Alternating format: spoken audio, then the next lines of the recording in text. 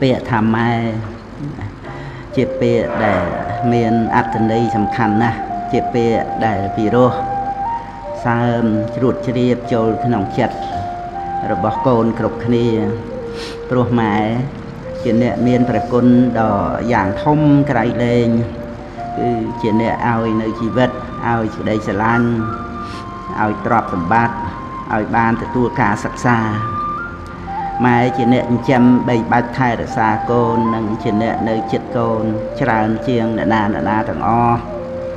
ចឹងពាក្យថាម៉ែគឺជាពាក្យដែលមនុស្សយើងនិយាយបានមុនពាក្យដទៃទៀតនៅក្នុងជីវិតនេះពាក្យម៉ែមានន័យសំខាន់ខ្លាំងណាស់ប្រជុំគុណក្រាស់ក្រៃជាងធរណីពាក្យម៉ែពិរោះគ្របលើប្រតិពីល្អដោយគិរីពេញដោយរុក្ខាព្រៃធំមានសត្វជាគ្រឿងលំអភរិយាបវរលំអផាសដាទ្វីបលោកល្អស្រស់ក៏ព្រោះសូរិយាសត្វក្នុងលោកកាល្អព្រោះមានម៉ែភារៈធ្ងន់របស់ម៉ែការបពោលតាមច្បាប់ធម្មជាតិឬពោលតាមសេចក្តីពិតដែលប្រកាសឲ្យឃើញម៉ែឈ្មោះថាធ្វើនៅរបស់ដែលធ្វើបានដោយលំបាកហើយសេចក្តីលំបាកនេះឪពុកមិនអាចធ្វើជំនួសបានឡើយពោលគឺម៉ែត្រូវមានរដូវត្រូវពោះនិងត្រូវឆ្លងទន្លេសម្រាលកូននេះគឺជាសេចក្តីទុក្ខលំបាករបស់ម៉ែគ្រប់គ្នាក្នុងនោះមានម៉ែមិនតិចអ្នកទេដែលត្រូវបានបាត់បង់ជីវិតព្រោះការឆ្លងទន្លេព្រោះហេតុដូច្នេះព្រះសម្មាសម្ពុទ្ធជាអម្ចាស់ក្នុងកាលដែលព្រះអង្គនៅជាព្រះបរមពុរិស័ទសោយពិជាតិជាតបោះឈ្មោះសោណបណ្ឌិតបានពណ៌នាព្រះគុណរបស់ម៉ែយ៉ាងគួរស្ដាប់មានប្រកាសក្នុងសោណនន្ទជាដកសត្តតិនិបាតថាម៉ែកាលប្រាថ្នាចង់បានផលគឺកូនរមែងនមស្ការទេវតាដើម្បីសូមកូនម៉ែសួរនៅនខត្តរិទ្ធទាំងឡាយផងសួរនៅរដូវនិងឆ្នាំទាំងឡាយផងថាតើកូនកើតក្នុងរឹកណាក្នុងរដូវណាក្នុងឆ្នាំណាទើបបាននៅអាយុវែងកាលម៉ែមានរដូវហើយក៏រមែងមានការតាំងគួរឡើងហើយម៉ែក៏មានការចាញ់គួរព្រោះហេតុនោះទើបម៉ែមានឈ្មោះថាតោហលនីស្ត្រីចាញ់គួរម៉ែមានការស្រឡាញ់កូនដែលកើតនៅក្នុងពោះរបស់ខ្លួនព្រោះហេតុនេះទើបម៉ែមានឈ្មោះថាសុហទា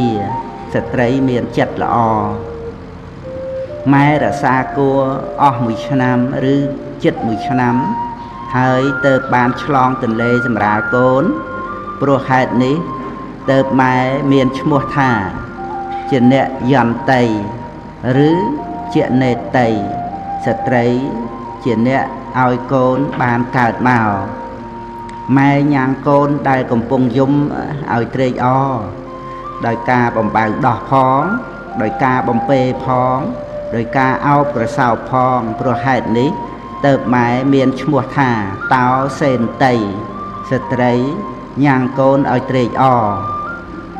តពីនោះមកម៉ែមានហាប់រតីទន់តោទៅរកកូនក្រឡេកមើលកូនដែលពុំទាន់ដឹងក្តីមើលក្នុងទីដែលកូននៅត្រូវខ្យល់ត្រូវក្តៅយ៉ាងណាព្រោះហេតុនេះទើបម៉ែឈ្មោះថាបោសេនតីស្ត្រីអ្នកចិញ្ចឹមបីបាច់ថែរក្សាកូនទ្រព្យសម្បត្តិឯណារបស់ម៉ែនិងរបស់ឪដែលមាននៅម៉ែរមែងគ្រប់គ្រងនៅទ្រព្យសម្បត្តិទាំងពីរចំណែកនោះដោយបំណងថាទ្រព្យសម្បត្តិទាំងនេះត្រូវបានទៅកូនរបស់យើងម៉ែកាលដែលទូនមានកូនថាកូនគួរធ្វើយ៉ាងនេះកូនមិនគួរធ្វើយ៉ាងនេះជាដើមរមែងនឿយហត់លំបាកកាលបើកូនមានវ័យចម្រើនឡើងហើយម៉ែបានដឹងថាកូនមានសេចក្តីរីករាយភ្លើតភ្លើនព្រោះស្រវឹងក្នុងវ័យម៉ែរមែងទន្ទឹងមើលផ្លូវកូន លុះដល់ពេលល្ងាចពេលប្រលប់បាត់កូនមិនឃើញត្រឡប់មកម៉ែក៏អន្ទះសារញាប់ញួរក្នុងចិត្តដោយប្រការដូចនេះឯងព្រះគុណម៉ែគុណម៉ែតាំងតែគួរចាប់ផ្ដើមត្រំពោពោះផើមត្រំលំបាកដេកដើរដូចរោគតាមអិតស្រាតម្រាំកូនចាចេញពីផ្ទៃពេលឆ្លងទន្លេម៉ែឈឺខ្លាំងចិត្តតាំងកាយប្រឹងព្រមដោយភ័យមិនដឹងយ៉ាងណាចិត្តមមីនឹកភ័យក្រែងកូនសូនសង្ខារលុះកូនបានកើតជាទារកម៉ែថើបជញ្ជក់សពកាយាបីបំថ្នាក់ថ្នមពេញហត្ថាមេត្តាប្រែឈាមជាទឹកដោះនៅពេលកូនឈឺម៉ែរក្សាបីផ្ទប់អរាដោយចិត្តស្មោះកូនឈឺម៉ែភ័យមុខស្លាំងអស់មិនសម្រានសោះវោះវោះព្រឹកនៅពេលកូនជាម៉ែសប្បាយចិត្តម៉ែមិនណាយមានតែនឹកឃ្លាតឆ្ងាយបន្តិចចិត្តវវឹករលឹករកកូនវិលវិញភ្លាមអង្គុយកកិលក្រោកឈួរដើរទៅតាមដំណើរម៉ែព្យាយាមខំបង្ហាត់កូនដោយមិនទៀមក្នុងនាមជាគ្រូឧត្តមក្រៃ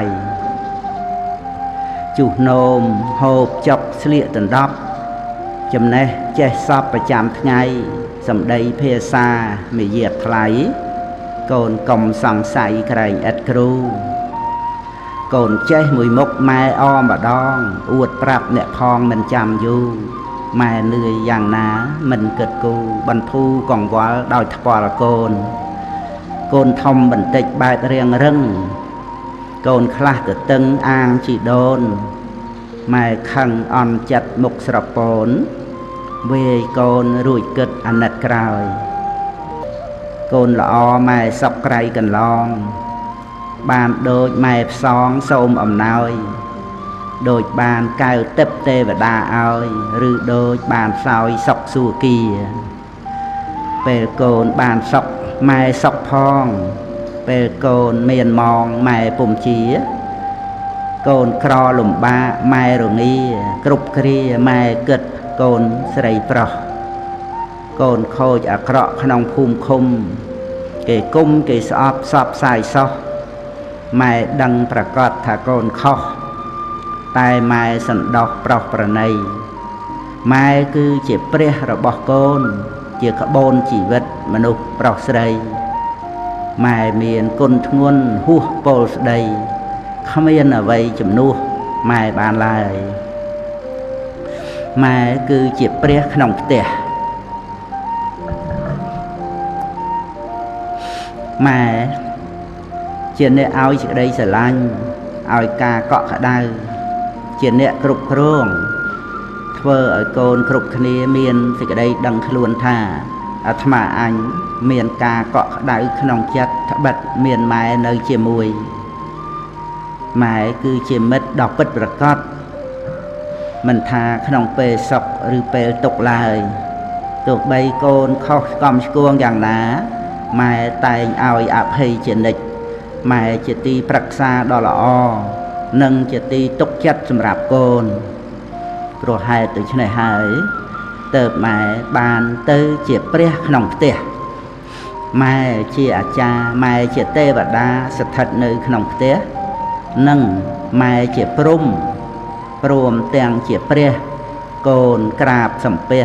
ឈ្នះអស់សត្រូវពេលឈឺធ្ងន់ច្រើនតែគិតដល់ម៉ែមនុស្សយើងដោយទូទៅនៅពេលខ្លះអាចភ្លេចគិតដល់ម៉ែព្រោះរវល់តែសប្បាយរីករាយទៅដោយកាមគុណឬរវល់នៅក្នុងការងាររបស់ខ្លួនផ្សេងប៉ុន្តែដល់ពេលដែលខ្លួនឯងមានជំងឺធ្ងន់អ្វីមួយកូនគ្រប់គ្នាច្រើនតែគិតរកម៉ែព្រោះធ្លាប់ជំពាក់ចិត្តនឹងម៉ែកាលពីខ្លួននៅតូចក្នុងសម័យដែលខ្លួនជាកូននៅតូចកាលបើឈឺចាប់វ័យម៉ែតែងតែនៅថែរក្សាថ្នាក់ថ្នមជានិច្ចកូនឃើញមុខម៉ែជាប្រចាំម៉ែហួងហែងកូនម៉ែសម្រានមិនពេញភ្នែកម៉ែទ្រាំអត់ងងុយនៅយាមកូនបបោះអង្អែលកូននៅចាំពេលឲ្យបាយឲ្យទឹក នៅចាំពេលឲ្យថ្នាំនិងនៅចាំជួយកូនគ្រប់យ៉ាងគ្រប់ពេលដែលកូនឈឺលំបាកព្រមទាំងលួងលោមចិត្តកូនដោយសន្យាឲ្យនៅអ្វីៗតាមដែលកូនចង់បានទៀតផងម៉ែជាទីពឹងរបស់កូនពេលដែលកូនមានទុក្ខលំបាកសំបីកូនមានរូបរាងអប្បល័ក្ខយ៉ាងណាក្តីម៉ែក៏នៅតែស្រឡាញ់ព្រមដោយក្តីអាណិតជានិច្ចសេចក្តីស្រឡាញ់របស់ម៉ែគឺជាសេចក្តីស្រឡាញ់ដ៏បរិសុទ្ធដូច្នេះហើយទើបដល់ពេលដែលកូនមានជំងឺធ្ងន់ឬក៏ពេលដែលត្រូវសម្រាលកូនឆ្លងទន្លេកូនតែងតែនឹករកម៉ែត្រីនៅលើគោកបំរាស់រកទឹកចចកតែងនឹករកព្រៃស្ម័គ្រសានសត្វក្នុងទ្វីបលោកនឹករកសុខសានមិនអាចប្រៀបបានចិត្តម៉ែដែលនឹកនៅពេលភ្លៀងធ្លាក់រុក្ខជាតិខៀវខ្ចីបាក់សាបាក់សីខៀវខ្ញាពេលព្រឹកថ្ងៃក្តៅសត្វរោគជ្រោកក្រោមសន្លឹកប្រៀបដូចកូននឹករកម៉ែពេលឈឺម៉ែមានប្រគុណគូជាមួយឪមនុស្សយើងដែលកើតមកត្រូវអាស្រ័យឪពុកនិងម្ដាយជាអ្នកឲ្យកំណើតនិងមានតែម្ដាយម្នាក់ឯងពុំបានឡើយព្រោះដំណក់ឈាមមួយចំណែកបានពីម៉ែដំណក់ឈាមមួយចំណែកទៀតបានអំពីឪលោកទាំងពីរជាអ្នកឲ្យកំណើតដល់កូននិងជាអ្នកមាននៅកណូបការៈដ៏យ៉ាងខ្ពង់ខ្ពស់ចំពោះកូនដូច្នេះមេត្តាបិតាគឺជាព្រះឲ្យកំណើតកូននិងជាព្រះដ៏មានគុណចំពោះកូនការឈូកដែលដោះរីកស្រស់សោភាអាស្រ័យគង្គារួមគ្នានឹងភក់គូប្រេងជួបភ័ក្រវិលវល់វិវក់រួមរយៈលងលក់បង្កើតលោកាព្រំចោះជួបព្រះសម្ភាសវន្ទាក្រាបអរតនីឲ្យទ្រង់ទេសនាព្រំបានជួបព្រះកើតបុណ្យអស្ចារ្យមេត្តាបិតាជាគូគុណកប់កូនម៉ែត្រូវខំរៀនម៉ែសូមឲ្យកូនតាំងចិត្តរៀនដោយល្អគ្រប់វិជ្ជាទាំងអស់ដែលជាវិជ្ជាមានប្រយោជន៍ម៉ែសូមឲ្យកូនអស់ប្រាក់ក្នុងការដូរយកនៅចំណេះវិជ្ជាប្រាក់នោះឯងបើមិនអស់ទៅដើម្បីការបាននៅចំណេះវិជ្ជាទេក៏ត្រូវអស់ទៅក្នុងផ្លូវដទៃដែរដូចជាការប្រើប្រាស់សម្លៀកបំពាក់ការបរិភោគចំណីអាហារជាដើមតែរបស់នោះមិនមានតម្លៃដូចវិជ្ជាទេថែមទាំងមិនថិតថេរយឺនយូរទៀតផងឯចំណែកវិជ្ជាវិញជារបស់ថិតថេរជាប់តាមខ្លួនកូនរហូតមួយជីវិតប្រើប៉ុណ្ណាក៏មិនចេះអស់រឹតតែជីករឹតតែជួបរឹតតែស្រាវជ្រាវរឹតតែចេះរឹតតែប្រើរឹតតែជំនាញដូច្នេះការចាយវាយប្រាក់ដូរយកនៅចំណេះចេះដឹងទើបបណ្ឌិតពោលសរសើរម៉ែសូមឲ្យកូននឹករលឹកជានិច្ចថាប្រាក់100នោះគឺជាតំណក់ញើសឈាមរបស់ម៉ែឪដែលខំប្រឹងធ្វើការម៉ែសូមឲ្យកូនយល់ដឹងក្នុងការចាយប្រាក់គឺត្រូវចាយឲ្យមានប្រយោជន៍ជាទីបំផុតជាយាមយកឈ្នះចិត្តអាក្រក់របស់ខ្លួនឯងកុំខ្ជិះខ្ជាយចូលខ្ជាឲ្យសោះសូមកូនម៉ែខំប្រឹងរៀនឲ្យបានឡើងថ្នាក់រាល់ឆ្នាំព្រោះការរៀនធ្លាក់ត្រូវត្រួតថ្នាក់នោះគឺជាការខូចពេលវេលាខូចកម្លាំងចិត្តនិងអស់ប្រាក់ថែមផ្ទួនទៅទៀតផងអ្នកប្រាជ្ញបានពោលថានោះល្ងងកាលបើមានពេលក៏រីករាយភ្លើតភ្លើនទៅក្នុងការរកអាហារឆ្ងាញ់ឆ្ងាញ់មកដាក់មាត់ដាក់ពោះចំណែកមនុស្សឆ្លាតកាលបើមានពេលហើយក៏រីករាយក្នុងការរកអាហារមកដាក់ខួរក្បាលនាំឲ្យមានបញ្ញាដូច្នេះកូនម៉ែត្រូវរៀនច្រើនអានច្រើនស្ដាប់ច្រើនហើយសំខាន់បំផុតត្រូវមានមិត្តល្អអភរណៈដ៏ប្រសើរម៉ែឪដែលមានកូនចេះស្គាល់ប្រមាណខ្លួនចេះដឹងចំពោះឋានៈក្នុងគ្រួសាររបស់ខ្លួនទៅជាអ្នកមានជោគល្អបីដូចជាបានទទួលពរអំពីប្រអិនកូនជាទីស្រឡាញ់របស់ម៉ែកូនពិតជាបានឃើញហើយចំពោះប្រុសស្រីខ្លះតែងខ្លួនឆើតឆាយតាក់តែងកាយដោយសម្លៀកបំពាក់ដែលមានតម្លៃខ្ពស់បំផុត ព្រមដោយអលង្ការប៉ុន្តែមិនចេះរៀបចំខ្លួនឲ្យជាទីស្រឡាញ់ចូលចិត្តឡើយប្រុសស្រីរបៀបនេះមិនអាចប្រៀបបាននឹងអ្នកដែលតែងខ្លួនគ្រាន់តែឲ្យបានសមរម្យប៉ុណ្ណោះប៉ុន្តែរៀបរយត្រឹមត្រូវសភាពរៀបសារច្រើនទៅដោយមេត្តាករុណានោះឡើយកែវភ្នែកស្រទន់កិរិយាសុភាពវាចាពិរោះស្មោះត្រង់ត្រឹមត្រូវនិងចិត្តពេញទៅដោយព្រហ្មវិហារនោះគឺជាស្នេហ៍ទាញស្រូបមនុស្សទាំងឡាយឲ្យស្រឡាញ់ឲ្យគោរពកោតក្រែងបីដូចជាជ្រោះជើងភ្នំដែលជាទីហូរធ្លាក់ចុះមកនៃទឹកដូច្នោះឯងចូលកូនចាំពាក្យម៉ែទុកចុះទោះបីកូនក្រីក្រទ្រព្យសម្បត្តិក៏ដោយតែកូនមិនត្រូវក្រសេចក្តីល្អឡើយអ្វីត្បិតតែកូនមិនមាននៅឋានៈពងពោះក្នុងសង្គមតែសូមឲ្យកូនអណ្ដែតខ្លួនក្នុងពន្លឺរស្មីនៃសតិបញ្ញាក្នុងការរៀនការតម្កល់ខ្លួនឬការអ្វីទៀតក៏ដោយម៉ែសូមដាស់តឿនកូនថាចូលកុំប្រហែសស្វាក៏ចេះប្រយ័ត្នខ្លួនកុំឲ្យធ្លាក់ពីលើចុងឈើដែរមនុស្សយើងទោះបីជំនាញប៉ុណ្ណាឆ្លៀវឆ្លាតអង្អាចប៉ុណ្ណាក៏ដោយកាលណាបើប្រមាថធ្វេសប្រហែសហើយក៏រមែងផ្លាត់ផ្លាតធ្លាក់ខ្លួនដូចជាមនុស្សល្ងងខ្លៅអញ្ចឹងឯងក្នុងការរៀបចំទុកដាក់ខ្លួនជាមួយមិត្តភក្តិកុំឲ្យខ្ពស់ពេកនាំឲ្យគេស្អប់តែបើដាក់ខ្លួនទាបជាងគេពេកនាំឲ្យគេមើលងាយដូច្នេះត្រូវឲ្យល្មមឯចំណែកជាមួយគ្រូអាចារ្យនោះកូនត្រូវទន់ភ្លន់គោរពអោនលំទោនដោយពាក្យលោកពោលទុកថាឈ្នះអ្នកសាក់ខ្ពស់ដោយការអោនលំទោនឈ្នះអ្នកទាបទន់ខ្សោយដោយការសង្គ្រោះឈ្នះអ្នកស្មើគ្នាដោយការព្យាយាមចំណែកឯការរៀបចំខ្លួនជាមួយភេទផ្ទុយគ្នាម៉ែសូមបញ្ជាក់ប្រាប់ដល់កូនស្រីម៉ែថាមនុស្សប្រុសខ្លាចមនុស្សស្រីណាដែលរៀបចំនៅឥរិយាបថល្អមិនតម្កើងខ្លួនវេរឹកហើយក៏មិនបណ្ដោយខ្លួនផងដែរមានអាកប្បកិរិយាល្អរៀបរយរៀបសារមិននិយាយលេងរហូតដល់ហួសវិស័យស្រី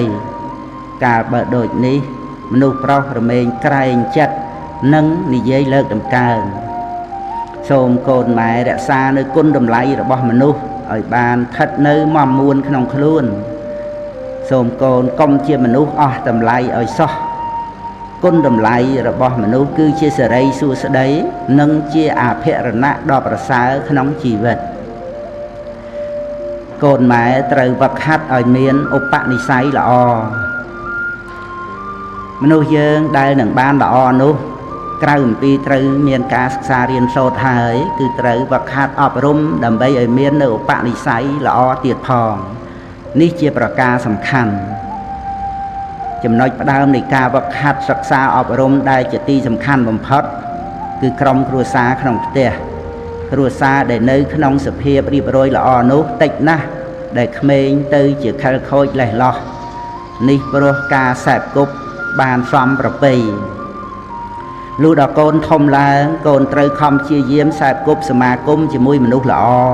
ដើម្បីបានចម្លងនៅលក្ខណៈល្អផ្សេងការសែបគប់មនុស្សល្អរមែងជាគុណប្រយោជន៍ដល់កូនរហូតក្នុងជីវិតនោះល្អកាលបើកូនចូលទៅចិត្តហើយធ្វើឲ្យកូនដឹងខ្លួនថាចង់បានឲ្យខ្លួនទៅជាមនុស្សល្អដែរមនុស្សស្ងប់ក៏ដូចគ្នាកាលបើកូនចូលទៅចិត្តហើយបានស្ដាប់នៅពាក្យសម្ដីអ្វីខ្លះនោះរមែងធ្វើឲ្យកូនដឹងខ្លួនឯងថាមានសេចក្តីស្ងប់ហើយចង់ឲ្យខ្លួនបានទៅជាមនុស្សស្ងប់ទៀតផងដូច្នេះការសែបគប់ជាចំណុចសំខាន់បំផុតក្រៅអំពីអាស្រ័យអ្នកដទៃដើម្បីជួយវឹកហាត់អប់រំហើយការវឹកហាត់ខ្លួនឯងជាកិច្ចចាំបាច់បំផុតដោយចំពោះគឺវឹកហាត់ខ្លួនឯងក្នុងការយកឈ្នះអំណាចនៃធម៌ថោកទៀតអ្នកដែលវឹកហាត់ទូនមានខ្លួនបានគឺជាមនុស្សប្រសើរហើយឈ្មោះថាបាននៅទីពឹងដែលគេបានដោយកម្រវឹកហាត់អប់រំខ្លួនឲ្យទៅជាមនុស្សមានព្យាយាមមនុស្សដែលមាននៅ សេចក្តីប្រឹងប្រែងជាយាមសូម្បីមានជីវិតរស់នៅត្រឹមតែមួយថ្ងៃក៏ប្រសើរជាងមនុស្សខ្ជិលដែលរស់នៅអស់រយនៃឆ្នាំចូលកូនម៉ែប្រើពេលវេលាឲ្យជាប្រយោជន៍ព្រោះពេលវេលាដែលកន្លងទៅហើយមិនត្រឡប់មកវិញឡើយអស់ទៅហើយក៏ជាការអស់ទៅហើយនឹងឯងតម្លៃពេលវេលានៅត្រង់ដែលកូនប្រើវាឲ្យជាប្រយោជន៍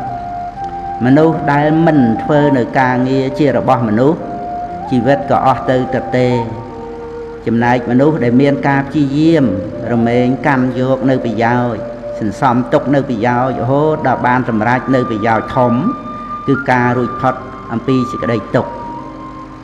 មនុស្សដែលធ្វើនៅការងារច្រើនមិនអាចបានជាមនុស្សសំខាន់គ្រប់គ្នាឡើយប៉ុន្តែមនុស្សសំខាន់ដែលត្រង់ធ្វើការងារដោយសេចក្តីជាយាមជានិច្ចតម្លៃរបស់មនុស្សវាស់គ្នាត្រង់ផលនៃការងារនិងសេចក្តីល្អប្រចាំខ្លួនកូនម៉ែត្រូវខំសន្សំឧបនិស្ស័យល្អឧបនិស្ស័យគឺអ្វីដែលធ្វើឲ្យជាទម្លាប់ឧបនិស្ស័យល្អគឺជាភូមិឋាននៃការចម្រើនគុណធម៌គ្រប់យ៉ាង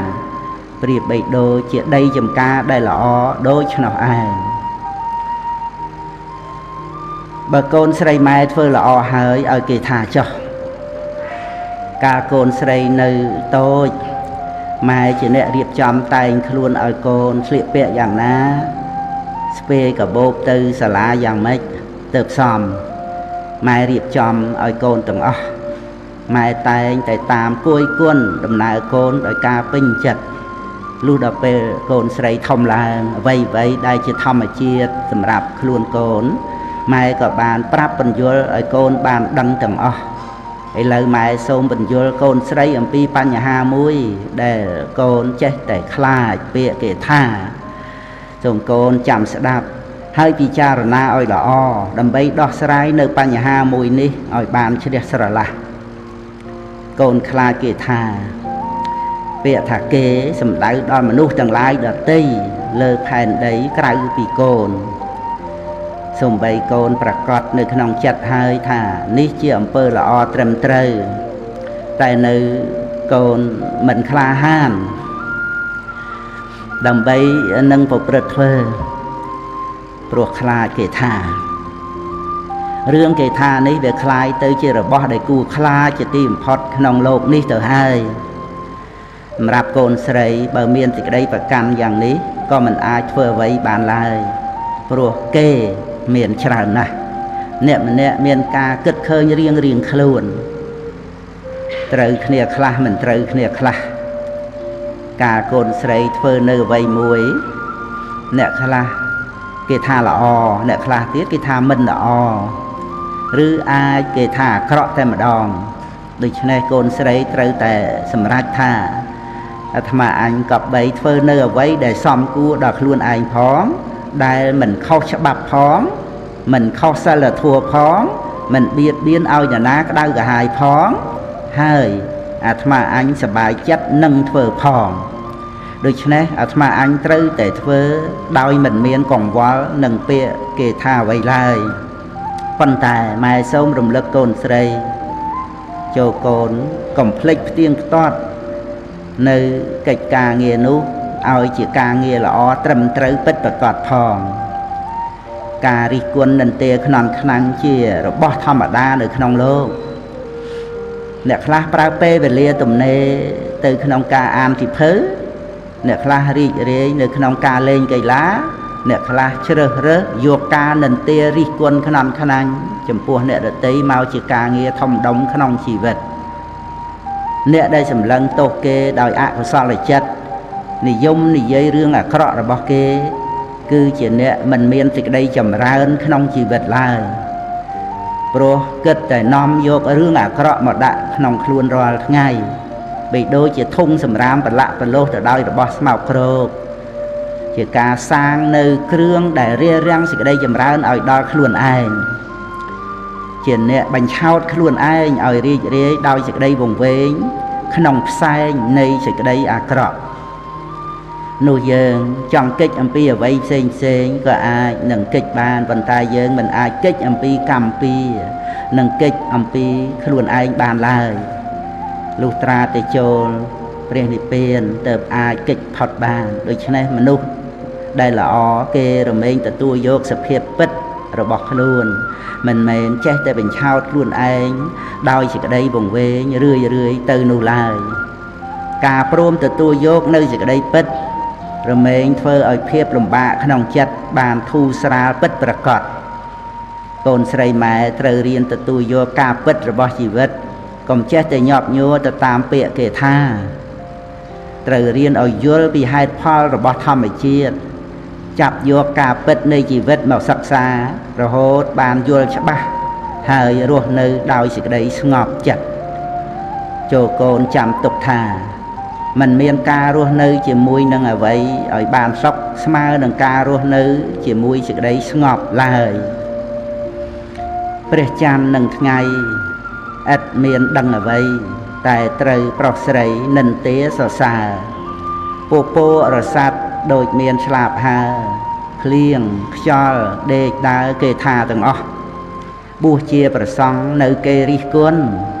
ធ្វើចោលលួចប្លន់គេតន់ដាក់ខ្នោះត្រាស់ជាប្រពុតនៅគេមិនស្មោះធัวល្អឥតខ្ចោះគង់មានគេស្អប់សរសើរនិន្ទាមានពីបុរាណកាន់យកមិនបានតាមពាក្យតោះកប់បើកូនតាមប្រាជ្ញកូននឹងមានផប់ត្រូវមួយខុស10កុំយកខាងច្រើនកូនស្រីម៉ែត្រូវធ្វើថ្ងៃនេះឲ្យល្អបំផុតកូនស្រីម៉ែនឹកគិតដល់រឿងអនាគតរឿងរៀបការមានគ្រួសាររឿងឋានៈក្នុងការរស់នៅរឿងទាំងអស់នេះសុទ្ធតែជារឿងដែលនៅឆ្ងាយកូនស្រីគួរបញ្ឈប់ការគិតខ្វល់ខ្វាយក្នុងរឿងនេះព្រោះគិតទៅគឺឥតប្រយោជន៍ដែរកូនស្រីម៉ែគិតតែខំរៀនសិនទៅដោយដែលម៉ែធ្លាប់បានប្រាប់ដល់កូនហើយថាធ្វើថ្ងៃនេះឲ្យល្អជាទីបំផុតទៅអនាគតវានឹងរៀបចំដោយខ្លួនឯងថ្ងៃនេះម៉ែនឹងអធិប្បាយនៅសេចក្តីនេះចូលកូនយកចិត្តទុកដាក់ស្ដាប់ឲ្យល្អចុះសេចក្តីសម្រេចនៃការសាងឋានៈក្នុងអនាគតនោះវាស្ថិតនៅត្រង់ការសាងថ្ងៃនេះឯងក្នុងមួយថ្ងៃកូនត្រូវសាងឲ្យល្អតាមកម្លាំងដែលកូនអាចឬតាមសមត្ថភាពដែលកូនមាន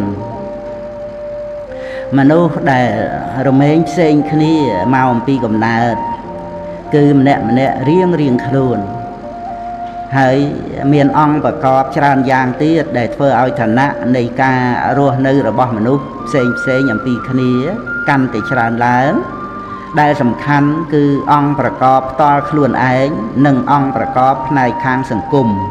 អង្គប្រកបផ្ទាល់ខ្លួនឯងបានដល់ឱកាសស្ថានទីអ្នកណែនាំការប្រព្រឹត្តផ្ទាល់ខ្លួននិងបុណ្យបាបដែលខ្លួនបានធ្វើមកមិនស្មើគ្នាជាដើមអង្គប្រកបផ្នែកខាងសង្គមបានដល់សភាពនៃសង្គមដែលខ្លួនត្រូវបានទទួលការគ្រប់គ្រងការជួយសង្គ្រោះអំពីសង្គមនិងដំណើរប្រព្រឹត្តទៅនៃការប្រកបអាជីពក្នុងសង្គមជាដើមយ៉ាងណាក៏ដោយមនុស្សយើងមានចំនួនច្រើនណាស់ដែលសម្លឹងសម្ដៅទៅរកតែភាពមាំទាំនៃទ្រព្យសម្បត្តិឬក៏តំណែងនៃការងារពងខ្ពស់ប៉ុណ្ណោះថាជាសេចក្តីសម្រេចនៃជីវិតពោលគឺយកនៅរបស់ទាំងនេះមកជាគ្រឿងវាស់វែងមនុស្សក្នុងលោកយើងនេះវិលវល់នៅតែក្នុងការស្វែងរកប្រាក់កិត្តិយសនិងមុខតំណែងប៉ុណ្ណោះឯងព្រោះសង្គមបានសន្មត់ឲ្យថាជាមុខមាត់និងជារបស់ដែលសង្គមលើកតម្កើងឲ្យតម្លៃប៉ុន្តែយ៉ាងដូចម្ដេចដែរក្នុងលោកយើងឬក៏ក្នុងបុគ្គលម្នាក់នោះមាននៅសេចក្តីសុខស្ងប់ដែរឬទេការនិយមឲ្យតម្លៃទៅលើអ្វីក្នុងលោកយើងទាំងមូលនេះខុសឬត្រូវយ៉ាងណាតាមតែកូនពិចារណាមើលចុះអវិជ្ជាគឺសេចក្តីងងឹតរបស់ចិត្តធ្វើមិនឲ្យមនុស្សយើងមើលឃើញនៅគុណតម្លៃពិតប្រាកដរបស់ជីវិតឡើយវាធ្វើឲ្យយើងស្រវាចាប់យកនៅរបស់ដែលនាំមកនៅភាពកវល់កវាយរហូតរឿយជាការដើរបញ្ច្រាស់អំពីសេចក្តីសុខស្ងប់ប្រៀបដូចជាអ្នកដើរបែរខ្នងឲ្យពន្លឺភ្លឺស្វាងហើយឈរមុខទៅរកភាពងងឹតដូច្នោះឯង ឬក៏ដូចអ្នករែកដុំថ្មធំដើរទៅក្នុងផ្លូវនៃជីវិតមាត់ចេះតែស្រែកថាធ្ងន់ធ្ងន់មានអ្នកបំណងល្អស្រែកប្រាប់ទៅថាដាក់ដុំថ្មចុះហើយដើរទៅអ្នករែកដុំថ្មនោះបែរជាមើលអ្នកដែលដាស់តឿនបន្តិចរៀងបែបសង្ស័យរួចហើយក៏រែកនៅដុំថ្មដ៏ធំនោះដើរបន្តទៅទៀតព្រមដោយការពោលថាធ្ងន់ធ្ងន់សេចក្តីសម្រេចនៅក្នុងជីវិតរបស់មនុស្សនោះមានច្រើនផ្នែកមិនចាំបាច់ត្រូវតែដូចគ្នានោះទេដូច្នេះកូនស្រីម៉ែមិនចាំបាច់ត្រូវមានសេចក្តីសម្រេចក្នុងជីវិតទៅតាមតែផ្លូវមួយដូចជាអ្នកដទៃនោះឡើយពោលគឺមិនគួរស្វែងរកនៅសេចក្តីសម្រេចខាងផ្នែកវត្ថុតែម្យ៉ាងនោះទេផ្លូវដែលត្រូវគួរស្វែងរកសេចក្តីសម្រេចខាងផ្នែកផ្លូវចិត្តឲ្យច្រើនជាងខាងផ្នែកវត្ថុម៉ែមិនមែនចង់ពោលបដិសេធនៅទ្រព្យសម្បត្តិកិត្តិយសនិងមុខតំណែងនោះទេតែម៉ែចង់ដាស់តឿនកូនកុំឲ្យកូនស្រីចង់ស្រវាយកតែផ្នែកម្យ៉ាងនឹងនោះត្រូវឲ្យឃើញសេចក្តីសំខាន់ផ្នែកខាងផ្លូវចិត្តផងគឺចិត្តស្អាតនិងសេចក្តីសុខស្ងប់សេចក្តីសម្រេចខាងផ្នែកវត្ថុជារបស់ក្តៅលេីឡំដោយទុក្ខនិងកង្វល់ផ្សេងចំណែកសេចក្តីសម្រេចខាងផ្លូវចិត្តជារបស់ស្ងប់ត្រជាក់ពិតណាស់យើងត្រូវមានការងារធ្វើទៅតាមមុខនេតិដើម្បីបាននៅវត្ថុសម្រាប់ចិញ្ចឹមរាងកាយព្រមទាំងការងារបម្រើប្រទេសជាតិហើយនេះក៏ជាកិត្តិយសផងដែរប៉ុន្តែយើងមិនត្រូវភ្លេចស្វែងរកនិងសន្សំនៅគ្រឿងសម្រាប់ចិញ្ចឹមដួងចិត្តរបស់យើងផងឡើយពោលគឺគុណធម៌ដែលជាសេចក្តីល្អផ្សេងមនុស្សស្រីយើងដោយច្រើនចូលចិត្តប្រើពេលវេលាឲ្យអស់ទៅដោយការតែងកាយស្វែងរកសម្ពុតអាវតាមបែបផ្សេងមកស្លៀកពាក់បង្អួតគ្នានិងប្រឡងគ្នាថាតើអ្នកណាតែងបានស្អាតជាងអ្នកណាអ្នកដទៃយ៉ាងម៉េចក៏ដោយចោះប៉ុន្តែកូនស្រីម៉ែគួរតែប្រើពេលវេលាក្នុងការតែងចិត្តឲ្យបានល្អស្អាតស្វែងរកវិជ្ជានិងអប់រំសន្សំគុណធម៌ឲ្យជាគ្រឿងប្រដាប់ចិត្តរាងកាយនេះឯងទោះជាតុបតែងទៅយ៉ាងណាក៏វានៅតែមានគ្រឿងបរិគោលស្មោកគ្រោកនិងមានក្លិនស្អុយដដែលជារៀងរាល់ថ្ងៃអភរណៈសម្ពុតអាវស្រស់ស្អាតមានតម្លៃប៉ុណ្ណាក៏ដោយលុះដល់យកមកស្លៀកដណ្ដប់ហើយក៏คล้ายទៅជាស្មោកគ្រោកមានក្លិនស្អុយទៅផងដែរជាការបញ្ជាក់យ៉ាងច្បាស់ថាមិនមានឧបាយយកឈ្នះគ្រឿងបរិគោលរបស់រូបកាយបានឡើយចំណែកដួងវិញ្ញាណឬដួងចិត្តវិញនោះកាលដែលជំរះបានស្អាតម្ដងហើយក៏ជាការបានសម្រេចនៅភារកិច្ចដោយពិតរឹងរឹតតែស្អាតឡើងរឹងរឹតតែភ្លឺស្វាងរឹងរឹតតែភ្លឺស្វាងក៏រឹងរឹតតែបានស្ងប់បាននៅសេចក្តីស្ងប់ប៉ុណ្ណាក៏ជាការបានជួបនៅភាពជាសុខនិងគុណតម្លៃរបស់ជីវិតតាមសេចក្តីពិតប៉ុណ្ណោះដែរក្នុងផ្លូវលោកបានអប់រំមនុស្សតែអំពីសិល្បៈនៃការស្វែងរកប្រកួតប្រជែងគ្នាថាតើនរណារកបានច្រើនជាងនរណាមិនបានអប់រំឲ្យរំលត់នៅសេចក្តីប្រាថ្នាក្នុងរបស់ដែលមិនចាំបាច់នោះខ្លះឡើយកាលបើដូច្នេះហើយតើប៉ុណ្ណាទៅជាការគ្រប់គ្រាន់តើពេលណាទៅបានរួចផុតអំពីភាពអន្ទះសារប្រាថ្នាចង់បានដែលវាមិនមានព្រំដែនកំណត់នោះ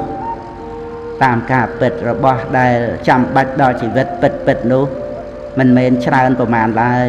ប៉ុន្តែការប្រកួតប្រជែងគ្នាក្នុងពួកមនុស្សយើងវាជារឿងមួយដោយឡែកប្រៀបបីដូចជាយកប្រេងមកចាក់ស្រោចលើអណ្ដាតភ្លើងអញ្ចឹងឯង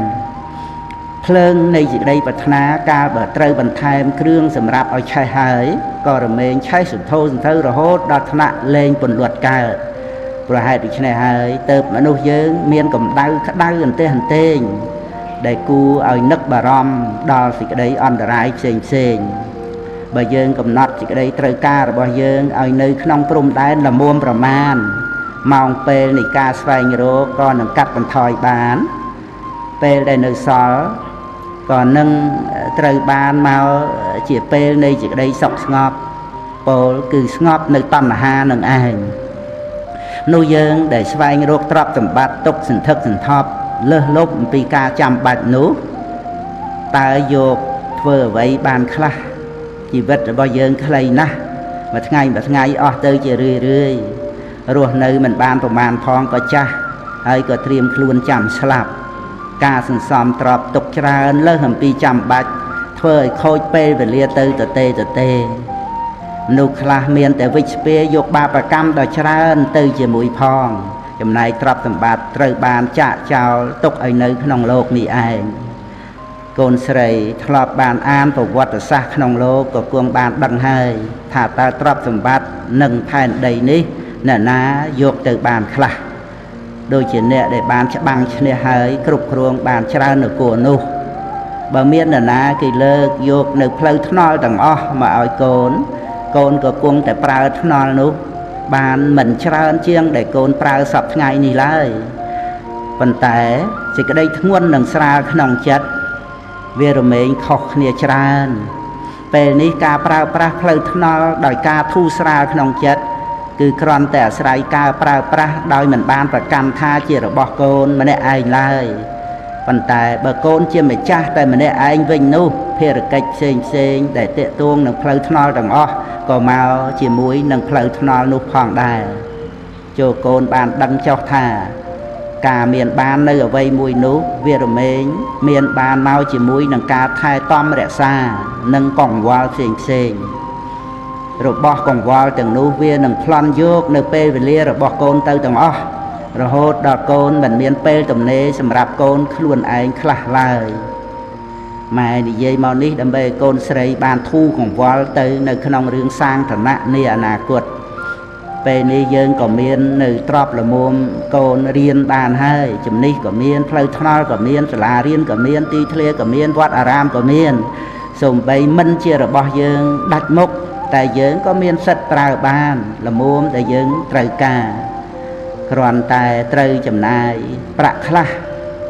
โดยจิตำไหลขนมเย็นจุ่มนี้เจียดามแต่สันบะโกนใส่มาเจียมาจ้า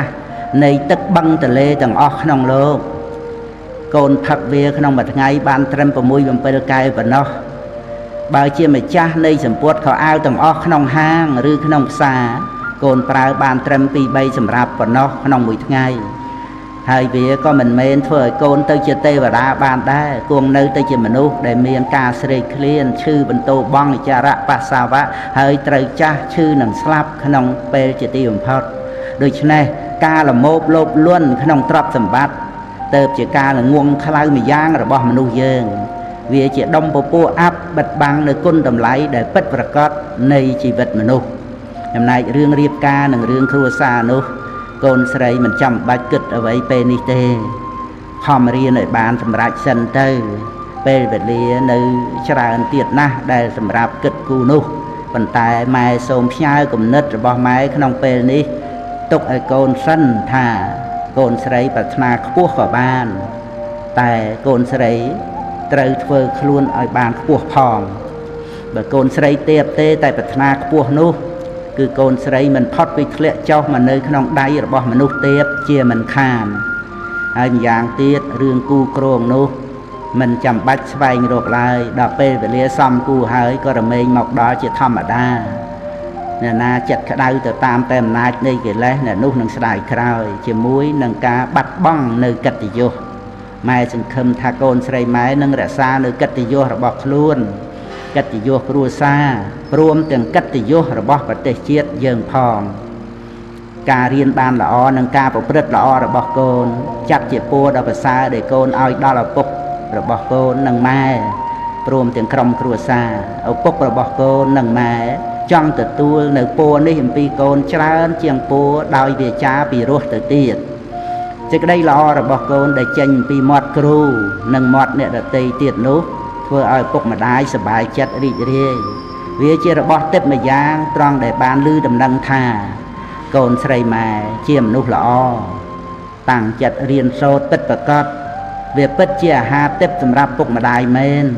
โปรปกมาได้นึกดอกเปนาก็เพื่อใช้จะได้ไปเตะขนมเปนูไอกรุบเกลียกรุบเปเวลีเปะเมต่างออกประโดยหนังไม้พนมเปรียสมัยคือเจเมพนมทอมไกรเลงทอมตรัวไตรตรังทาง តែគង់នៅតូចជាងម៉ែកល្យានព្រោះម៉ែត្រួតឋានព្រះព្រំមុខ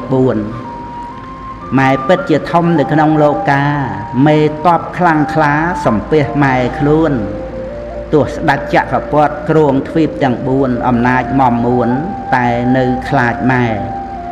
ពាក្យមេក្នុងលោកមានច្រើនពេកក្រៃមេជើងមេដៃមេស្រុកមេស្រែពាក្យមេទាំងនោះប្រដូចនឹងម៉ែពាក្យមេហោហែគឺម៉ែទាំងអស់ព្រោះម៉ែជាធំម៉ែអ្នកបង្កើតម៉ែឲ្យកំណើតម៉ែឲ្យបៅដោះម៉ែបង្ហាត់កូនម៉ែមានចិត្តស្មោះម៉ែគឺជាកោះនៃជីវិតកូនសេដ្ឋកិច្ចនិងសិលធម៌កូនប្រុសសម្លាញ់ម៉ែកូនប្រាប់ម៉ែថាកូនលំបាកក្នុងការជិះកង់ទៅសាលារៀនកូនទាមទារចង់ឲ្យម៉ែទិញម៉ូតូឲ្យកូនជិះប៉ុន្តែម៉ែចង់ឲ្យកូនសម្លឹងមើលសិស្សជាច្រើនទៀតដែលមិនមានសំបីតែកង់ជិះពួកគេត្រូវដើរទៅរៀនក្នុងរវាងផ្លូវឆ្ងាយទៀតផងនិងត្រូវដើរត្រឡប់មកផ្ទះវិញជួនកាលក៏ដោយសារមិត្តភ័ក្តិចឹងទៅទាំងបាយទឹកនំចំណីពួកគេក៏ខ្សត់ខ្សោយជាងកូនដែរពុតក៏អាវក៏ខ្វះខាតមានក្មេងជាច្រើនទៀតមានទាំងមានសំណាងបានដើរទៅចូលរៀននឹងគេផងដោយបញ្ហាជីវភាពក្នុងគ្រួសារមានការខ្វះខាតខ្លាំងជាដើមកូនប្រុសម៉ែត្រូវមើលឲ្យឆ្ងាយមើលក្នុងរង្វង់ធំកុំមើលទៅតែលើត្រូវមើលក្រោមផងហើយកុំមើលតែខ្លួនឯងត្រូវមើលអ្នកដទៃខ្លះផងដែរមនុស្សដែលមើលតែខ្លួនឯងក៏រមែងឃើញតែខ្លួនឯង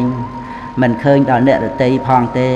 យូរយូរទៅក៏คล้ายជាមនុស្សចេះគិតតែពីខ្លួនឯងមិនចេះគិតដល់អ្នកដទៃខ្លះឡើយយកតែសេចក្តីសុខសប្បាយរបស់ខ្លួនជាទីតាំងប៉ុណ្ណោះម៉ែនិងឪពុករបស់កូនបានប្រឹក្សាគ្នាហើយចាំដល់កូនចូលមហាវិទ្យាល័យសិនទៅបានទិញម៉ូតូឲ្យកូនឥឡូវម៉ែត្រូវការឲ្យកូនលំបាកក្នុងវ័យនេះវ័យដែលមានកម្លាំងមមួនវ័យដែលត្រូវសាងកម្លាំងចិត្តឲ្យរឹងប៉ឹងហន្តីតស៊ូក្នុងឆាកជីវិតដើម្បីកូននឹងបាននៅសេចក្តីសុខសប្បាយក្នុងវ័យដែលគួរបានសម្រាកម៉ែសូមឲ្យកូនបានដឹងផងថាក្នុងឆាកជីវិតនេះកូនត្រូវតស៊ូតែម្នាក់ឯងគត់មិនមែនដូចជាការតស៊ូនៅក្នុងការប្រកួតកីឡាបាល់ទាត់ជាដើមនោះទេការប្រកួតកីឡាបាល់ទាត់បើឈ្នះក៏ឈ្នះទាំងក្រុមបើចាញ់ក៏ចាញ់ទាំងក្រុមដែរប៉ុន្តែចំពោះឆាកជីវិតនេះវិញកាលបើកូនចាញ់ចំពោះជីវិតហើយកូនមិនអាចបន្ទោសអ្នកណាបានឡើយហើយមនុស្សគ្រប់គ្នាដែលសម្លឹងមើលកូនជាអ្នកប្រកួតចាញ់ជីវិតនេះគឺគេបន្ទោសកូនតែម្នាក់ឯងប៉ុណ្ណោះបើកូនមានអំណត់អត់ធន់តស៊ូក្នុងឆាកជីវិតបានជោគជ័យមនុស្សទាំងឡាយគេអាចនឹងលើកតម្កើងដល់មេដាបិតាគ្រូអាចារ្យខ្លះផងដែរក្នុងឋានៈជាអ្នកអប់រំទូលមានព្រានបដៅចង្អុលប្រាប់ផ្លូវ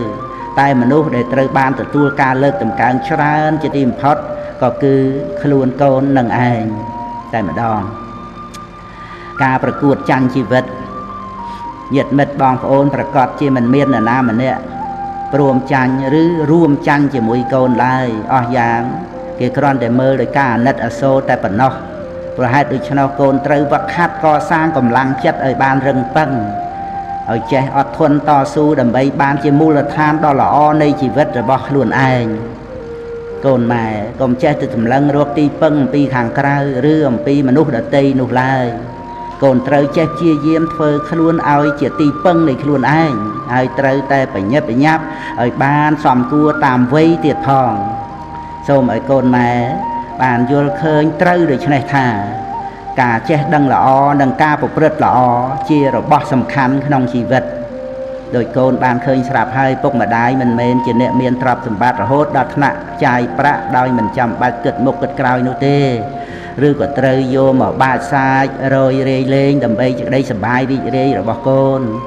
ទាំងដែលខ្លួនឯងជាម៉ែឪត្រូវប្រឹងរកសឹងលៀនក្របភ្នែកនោះឡើយដូច្នេះកូនកុំចេះតែគិតប្រាថ្នាក្នុងទ្រព្យសម្បត្តិរបស់ម៉ែឪដើម្បីយកទៅប្រើប្រាស់ចាយវាយហាក់ដូចជាម៉ែឪរបស់ខ្លួនសម្បូរណាស់ឬហាក់ដូចជាបានមកដោយឥតប្រឹងប្រែងនោះឡើយបើសិនបើម៉ែមានប្រាក់នឹងទិញម៉ូតូឲ្យកូនជិះម៉ែក៏មិនមែនទិញឲ្យដើម្បីកូនរីករាយភ្លើតភ្លើននៅក្នុងពពួកមិត្តភ័ក្តិនាំគ្នាជិះហឺហាបណ្ដើរស្រីញីនេះឯណោះ វេរឹកអួតក្អេងក្អាងនោះឡើយរឿងនេះចាំដល់កូនចេញរកប្រាក់ខ្លួនឯងកូននឹងបានដឹងថាការរកប្រាក់នោះវាមានសេចក្តីលំបាកយ៉ាងណាហើយកូនចង់បានអ្វីកូននឹងទិញដោយខ្លួនឯងចោះចូលកូនចាំទុកថាមនុស្សណាដែលទន់ខ្សោយមិនអាចយកឈ្នះជីវិតខ្លួនឯងបានមនុស្សនោះមិនអាចកសាងខ្លួនបានឡើយព្រោះជាអ្នកទ្រាំនឹងគ្រឿងដែលនាំឲ្យត្រេកត្រអាលមិនបាននៅពេលកូនចេញពីការសិក្សាឲ្យចូលទៅធ្វើការនៅក្នុងកន្លែងណាមួយនោះចវាយនេះគេមើលកិច្ចការងាររបស់កូនច្រើនជាងសញ្ញាបត្ររបស់កូនទៅទៀតកូនត្រូវធ្វើការងារល្អមានសិលធម៌មានសេចក្តីជាយាមមានស្មារតីគ្រប់គ្រងខ្លួនប្រកបធ្វើតែការងារដោយសុចរិតពិចារណាមុនហើយទៅធ្វើមានការសង្រួមប្រយ័ត្នកាយវាចាចិត្តរបស់ខ្លួនជានិច្ចមិននិយាយលេះលោះមិនអួតអាងលើកតម្កើងខ្លួនប្រៀបផ្ទឹមនឹងអ្នកដទៃ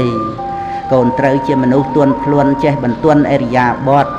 បិទទុកនៅសេចក្តីល្អរបស់ខ្លួនឲ្យច្រើនកុំអួតអាងគុណវិសេសអ្វីរបស់ខ្លួនឯងក្តីល្អរបស់យើងនោះទុកឲ្យអ្នកដទៃគេមើលឃើញគេនិយាយទៅចោះកុំចាំបាច់និយាយដោយខ្លួនឯងឡើយបើកូនមាននៅគុណសម្បត្តិដូចពោលមកនេះកូនត្រូវមានឈ្មោះថាអ្នកមានជីវិតរស់នៅដោយធម៌ព្រះសម្មាសម្ពុទ្ធទ្រង់ត្រាស់សរសើរថាជាអ្នកមានសេចក្តីចម្រើនក្នុងលោកយើងនេះនៅត្រូវការមនុស្សល្អទៀតច្រើនណាស់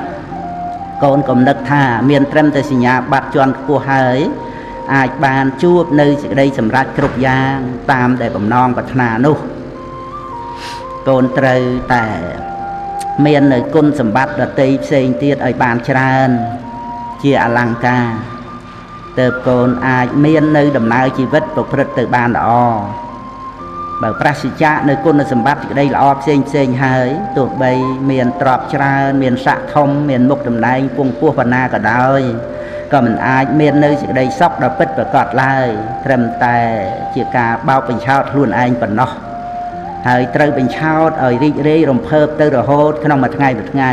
រោគតម្លៃខ្លឹមសារពិតនៃជីវិតគ្មានឡើយនៅក្នុងសាលាដែលកូនរៀនក៏មានវិជ្ជាសិលធម៌សូមកូនយកចិត្តទុកដាក់សិក្សាឲ្យមែនទែនពិតមែនតែវិជ្ជាព្រះពុទ្ធសាសនាឬវិជ្ជាសិលធម៌នេះដាក់ឲ្យមានការប្រឡងក្នុងសាលាតិចតួចក៏ដោយប៉ុន្តែមនុស្សទាំងឡាយគេបានចេញវិញ្ញាសាផ្នែកសិលធម៌នេះផ្ទាល់ក្នុងជីវិតគ្រប់ពេលវេលាច្រើនជាងវិជ្ជាណាទាំងអស់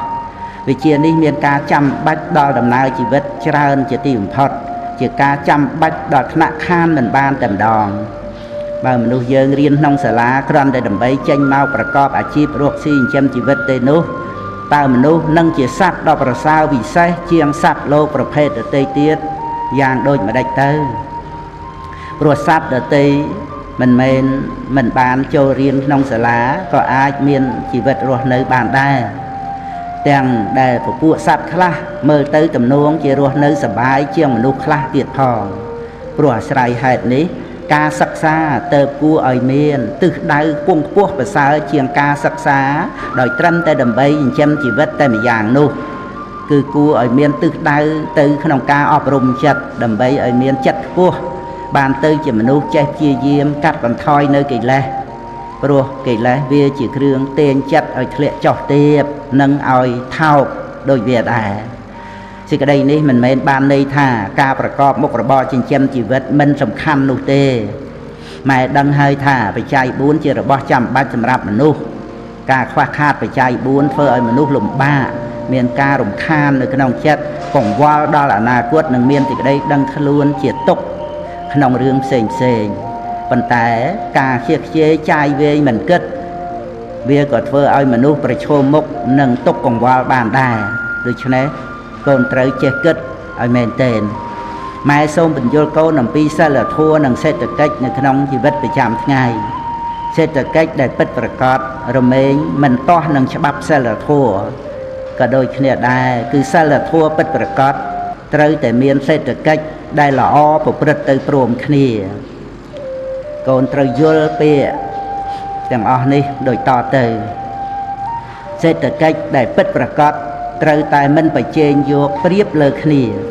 គឺត្រូវធ្វើដោយការលះបង់ដើម្បីសេចក្តីសុខដល់អ្នកដទៃដែលមានទំនាក់ទំនងជាមួយគ្នាឃើញអ្នកដទៃប្រហែលនឹងខ្លួនឯងដែរទើបមិនមានការយកប្រៀបលើគ្នា នេះឯងគឺជាសិលធម៌ដ៏ពងពោះកាលបើដូចនេះសិលធម៌ដែលពិតប្រាកដត្រូវតែជាសិលធម៌ដើម្បីការរស់នៅដ៏ល្អប្រសើររបស់មនុស្សជាតិនិងដើម្បីសុវត្ថិភាពនៃសង្គមនឹងឯងគឺមិនមែនជាសិលធម៌ដែលអណ្ដែតទៅខ្ពស់ផុតពីសេចក្តីពិតនៃជីវិតរបស់មនុស្សនោះឡើយដូច្នេះសិលធម៌និងសេដ្ឋកិច្ចត្រូវតែដើរទៅព្រមគ្នាទើបនឹងឲ្យនៅសេចក្តីសុខសាន្តដល់មនុស្សក្នុងសង្គមទៅបានសូមឲ្យកូនសាកគិតមើលបើមនុស្សក្នុងសង្គមរបស់យើងមានបាននៅទ្រព្យល្មមប្រើប្រាស់និងល្មមហូបចុកហើយឬក៏ច្រើនបរិបូរជាងនឹងទៅទៀតក៏ដោយតើវាអាចបញ្ចប់នៅបញ្ហាឬតាមពិតមនុស្សក៏នៅតែឆ្លោះដណ្ដើមគ្នាវាយបន្ទប់គ្នាដណ្ដើមទ្រព្យបៀតបៀនសម្លាប់គ្នាចំណែនឈ្នានេះគ្នានិងជាបាតគ្នាជាដដែល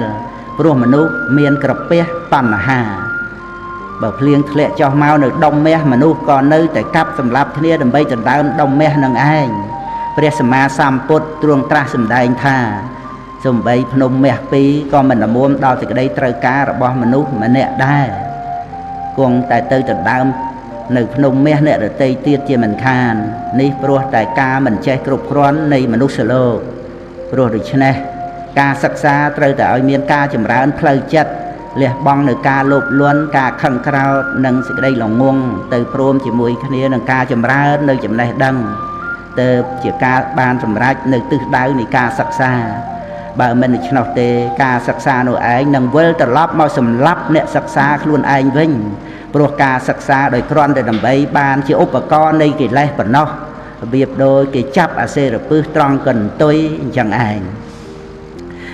ការប្រព្រឹត្តធម៌ជារបស់ដ៏សំខាន់នៅក្នុងសង្គមមនុស្សតែមនុស្សយើងច្រើនតែមើលមិនឃើញសេចក្តីសំខាន់នេះប្រៀបដូចការមើលឃើញភាពល្អស្អាតនៃដើមឈើតែមើលមិនឃើញនៅឫសដែលជារបស់ដ៏សំខាន់ក្រៃលែងក្នុងការចម្រើននៃដើមឈើនោះដូច្នោះឯងបើមនុស្សលើផែនដីនេះអត់អាហារបរិភោគមួយថ្ងៃវាមិនជាគ្រោះថ្នាក់អ្វីដែលនាំឲ្យស្លាប់នោះឡើយតែបើមនុស្សគ្រប់គ្នាអត់សិលធម៌ទៅវិញដោយត្រឹមតែមួយផ្លេតប៉ុណ្ណោះដូចជាអត់សិលទី1នៅក្នុងសិល5មនុស្សត្រូវសម្លាប់គ្នាស្លាប់រាប់ចំនួនមិនអស់នាំឲ្យមានសេចក្តីក្តៅក្រហាយដ៏ខ្លាំងក្លាកើតឡើងសេចក្តីនេះជាការបញ្ជាក់ឲ្យឃើញថាការប្រព្រឹត្តធម៌មានសេចក្តីសំខាន់ដ៏ក្រៃលែងគឺជាឫសគល់នៃសន្តិសុខក្នុងពិភពលោកដើម្បីឲ្យកូនបានឃើញនៅសម្បត្តិដ៏មានតម្លៃនៅក្នុងជីវិតពិតៗម៉ែសូមឲ្យកូនតាំងចិត្តធ្វើជាមនុស្សល្អជាយាមស្វែងរកចំណេះដឹងមកដាក់ខ្លួនកូនត្រូវប្រើវេលាឲ្យមានប្រយោជន៍ដោយការអានសៀវភៅផ្សេងៗដូចនេះកូនអាចជជែកជាមួយអ្នកប្រាជ្ញបានគ្រប់គ្នាដោយការអានសៀវភៅរបស់លោកចូលកូនកុំសម្លាប់ពេលវេលាឬផាត់ពេលវេលាចោលឲ្យសោះបុគ្គលណាសម្លាប់ពេលវេលាជារឿយៗពេលវេលានឹងត្រឡប់បែរមកសម្លាប់នៅបុគ្គលនោះវិញឲ្យជាមនុស្សស្លាប់ទាំងរស់ពោលគឺធ្វើឲ្យបុគ្គលនោះឯងរស់នៅយ៉ាងឥតប្រយោជន៍មានតែបង្កនៅទុក្ខទោសឲ្យដល់ខ្លួនឯងនិងដល់សង្គមទៀតផងមានមនុស្សចំនួនច្រើនណាស់ដែលធ្វើការទន្ទឹងតែប្រាក់ខែបន់ឲ្យតែឆាប់ដាច់ខែនឹងបានបើកប្រាក់តើគេមាននឹកទេថាមួយខែដែលកន្លងទៅជីវិតត្រូវអស់មួយខែតើជីវិតមួយខែគេកំណត់តម្លៃប៉ុន្មានបានប្រាក់មកតែជីវិតត្រូវអស់សេចក្តីស្លាប់ចូលមកចិត្តគ្រប់ដង្ហើមសេចក្តីល្អដែលត្រូវធ្វើមានច្រើនណាស់ការងារចិញ្ចឹមជីវិតដែលត្រូវធ្វើក៏មានច្រើនដែរធ្វើយ៉ាងណាក៏មិនចេះអស់តែហេតុដូចម្ដេចណទើបចេះតែមានមនុស្សនិយាយថាមិនដឹងធ្វើអ្វីហើយក៏បោះបង់ពេលវេលាចោលគួរឲ្យស្ដាយណាស់ធម្មជាតិបានឲ្យពេលវេលាដល់មនុស្សយើងស្មើគ្នាក្នុងមួយថ្ងៃអ្នកណាយកទៅធ្វើអ្វីក៏បានបើគេប្រើពេលវេលាឲ្យមានប្រយោជន៍ជីវិតរបស់គេក៏មានប្រយោជន៍ក្នុងថ្ងៃនេះម៉ែដាស់តឿនកូនបន្ថែមបន្តិចទៀតថាអ្វីដែលកូនចង់បានតាមចំណង់ចិត្តនោះវាមិនអាចធ្វើឲ្យកូនបានឆ្អែតគ្រប់គ្រាន់ឡើយរបៀបដោយកូនកាលពីមិនទាន់បានកង់ហើយទាម៉ែទិញកង់ដូច្នោះឯង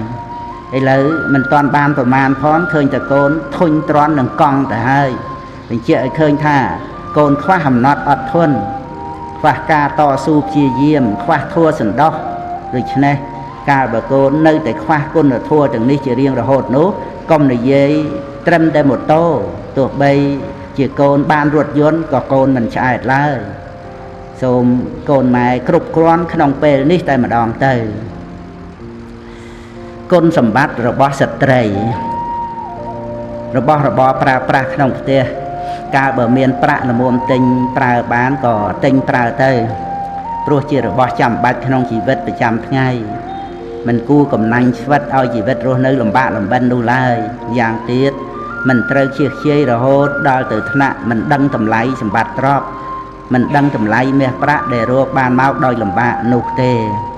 ការរៀបចំជីវិតឲ្យរស់នៅក្នុងរវាងកណ្ដាលនៃសេចក្តីកំណាញ់និងការខ្ជិលខ្ជាយនេះឯង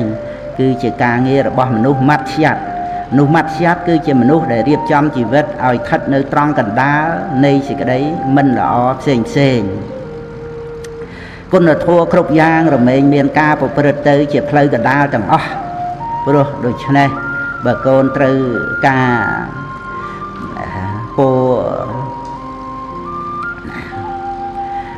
ព្រោះដូច្នេះបើកូនត្រូវការកពូននៅគុណធម៌របស់ខ្លួន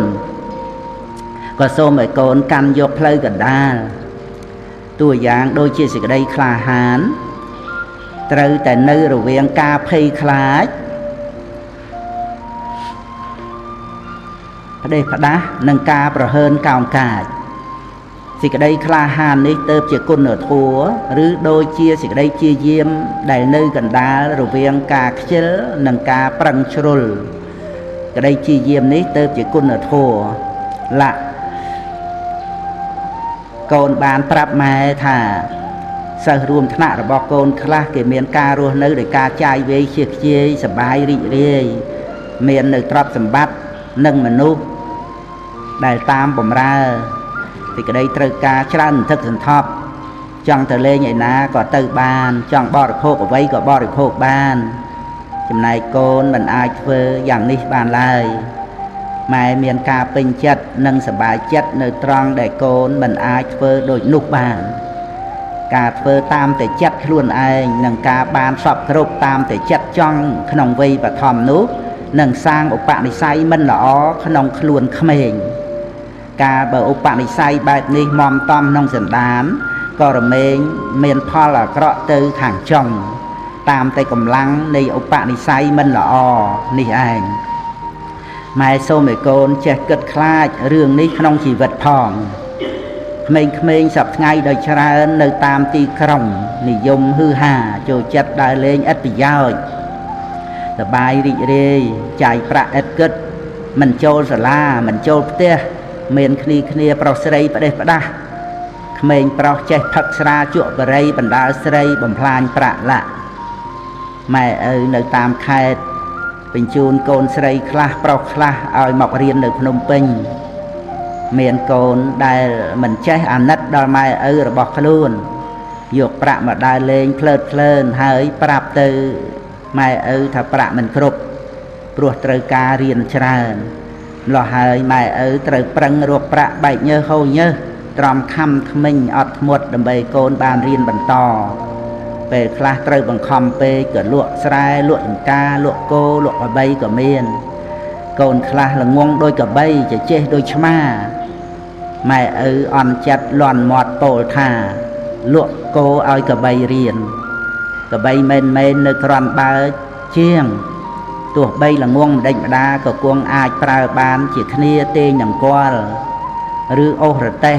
ប៉ុន្តែកូនដែលល្ងងនោះគិតតែបំផ្លាញប្រាក់ម៉ែឪទោះបីម៉ែឪឬក៏លោកគ្រូអ្នកគ្រូខំទូលមានព្រានប្រដៅយ៉ាងណាក៏ដោយ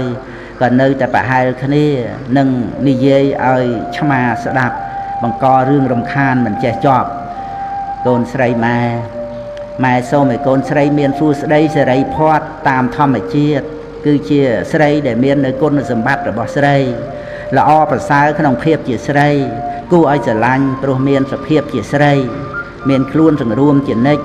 មានសេចក្តីសប្បាយរីករាយនៅក្នុងភាពជាស្រីល្អតាមធម្មជាតិ កូនស្រីមិនចាំបាច់លេងខ្លួនឆើតឆាយខ្លាំងពេករហូតដល់បាត់បង់នៅសម្បត្តិចរិយារបស់ខ្លួនជាស្រីនោះឡើយកូនស្រីម៉ែត្រូវវឹកហាត់អប់រំខ្លួនឲ្យជាមនុស្សមាំទាំរៀបចំជីវិតទៅតាមឋានៈឲ្យបានសមរម្យដល់ខ្លួនឯងប្រៀបដូចជាផ្កាយដែលមានកោចរទៅតាមវិថីរបស់ខ្លួនមិនមែនជាស្លឹកឈើជ្រុះដែលចេះតែរសាត់ទៅតាមខ្យល់បក់ផាត់នោះទេមនុស្សប្រភេទផ្កាយនេះមានតិចក្នុងលោកប៉ុន្តែច្រើនតែបានជួបប្រសពនៅសេចក្តីសម្រេចដល់ប្រពៃក្នុងជីវិតបានទទួលនៅសេចក្តីសុខដល់ប្រណិតសុខុមមានសន្តិភាពក្នុងចិត្តនិងជាតួយ៉ាងដ៏ល្អប្រសើររបស់អ្នកដែលត្រូវការសេចក្តីសុខក្នុងផ្នែកនេះមនុស្សស្លឹកឈើជ្រុះគឺស្រេចហើយតែលោកធម៌នាំទៅរសាត់ទៅតាមសម័យនិយមនៅក្នុងសង្គមរហូតដល់បាត់បង់អស់នៅខ្លឹមសារពិតរបស់ខ្លួនឯងវល់តែវង្វេងជាមួយនឹងអ្វីដែលសម្បកក្រៅមិនដឹងថាអ្វីដែលជាគុណតម្លៃពិតនិងអ្វីដែលគ្រាន់តែជារបស់คล้ายប៉ុណ្ណោះឡើយរឿងទាំងអស់នេះមិនមែនមានតែចំពោះក្នុងក្រុមក្មេងៗនោះទេមនុស្សធំមនុស្សចាស់ក៏ដូចគ្នាកុំនឹកថាជាមនុស្សធំហើយចាស់ហើយវារមែងល្អទៅឯងនោះមនុស្សដែលមិនសិក្សាធម៌មិនបប្រតិបត្តិធម៌មិនអប់រំខ្លួនឲ្យនៅក្នុងសេចក្តីសង្រួមរឿងរឹតតែធំប៉ុណ្ណាកិលេសដែលវាមានទម្លាប់ជាឧបនិស្ស័យក៏ចម្រើនធំធាត់ឡើងប៉ុណ្ណោះដែរច្រើនដោយលេបយោសេចក្តីសរសើរនឹងការលើកតម្កើងហើយថាបើដឹងមិនតាន់មិនឃើញទោសទេក៏ជាការបើកឱកាសចំហផ្លូវឲ្យកិលេសហូរចូលមកនៅក្នុងចិត្តសន្តានណែនក្រាស់ក្រៃលែងដូចជាការលើកតម្កើងខ្លួនការវង្វេងនឹងខ្លួនឯងការមិនព្រមទទួលយកសេចក្តីពិតចាយវេជាខ្ជាយប្រកួតប្រជែងសម្ដែងខ្លួនឬស្យាឈ្នានេះមយាលៈពុតនួតអួតអាងសពគ្រប់បែបយ៉ាងជាដើមកិលេសនិងសេចក្តីអាក្រក់ក្នុងខ្លួននឹងកាត់បន្ថយទៅបានគឺចំពោះតែអ្នកដែលបានសិក្សាពធបរិបត្តិពធយ៉ាងត្រឹមត្រូវព្រមទាំងអប់រំខ្លួនឯងឲ្យតាំងនៅក្នុងសេចក្តីសង្រួមតែប៉ុណ្ណោះម៉ែសូមឲ្យកូនបានយល់ចូលចិត្តថាទម្លាប់គឺជាឧបនិស្ស័យក្នុងសន្តានមិនថាផ្លូវល្អឬផ្លូវអាក្រក់ឡើយវារមែងដូចជាព្រៃដែលចេះតែដុះច្រើនឡើងក្រាស់ឡើងកាន់តែច្រើនថ្ងៃគឺកាន់តែណែនក្រាស់កាលបើកូនបានដឹងយ៉ាងនេះហើយសូមកូនអប់រំវឹកហាត់ខ្លួនឲ្យធ្លាប់ទៅតែនៅក្នុងផ្លូវល្អកុំទម្លាប់ក្នុងផ្លូវមិនល្អឡើយបើកូនចង់តាមតែចិត្តខ្លួនឯងដោយការចាយវាយជៀសជាយមិនគិតដើរលេងសប្បាយរីករាយហឺហាម៉ែសូមឲ្យកូននឹកដល់មនុស្សជាច្រើនអ្នកទៀតក្នុងប្រទេសយើងដែលមានភាពក្រីក្រលំបាកខ្វះខាតអាហារបរិភោគខ្វះខាតសម្លៀកបំពាក់ខ្វះខាតផ្ទះសម្បែងនិងខ្វះខាតថ្នាំកែរោគព្រមទាំងខ្វះអ្នកជួយមើលថែទៀតផង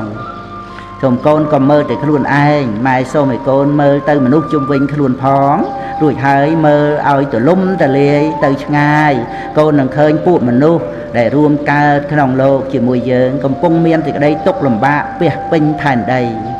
ជីវិតរស់នៅរបស់មនុស្សយើងមានទុក្ខច្រើនមានសេចក្តីចង្អៀតចង្អល់ច្រើនយ៉ាងទៀតជីវិតម្នាក់ក៏មិនយឺនយូរប្រមាណដែរព្រោះដូច្នេះម៉ែសូមឲ្យកូនមាននៅសេចក្តីព្យាយាមអត់ធន់ក្នុងការសិក្សាអត់ធន់ក្នុងការងារដែលជាមុខនាទីរបស់ខ្លួនកុំឲ្យពេលវេលាកន្លងទៅដោយឥតប្រយោជន៍ឡើយ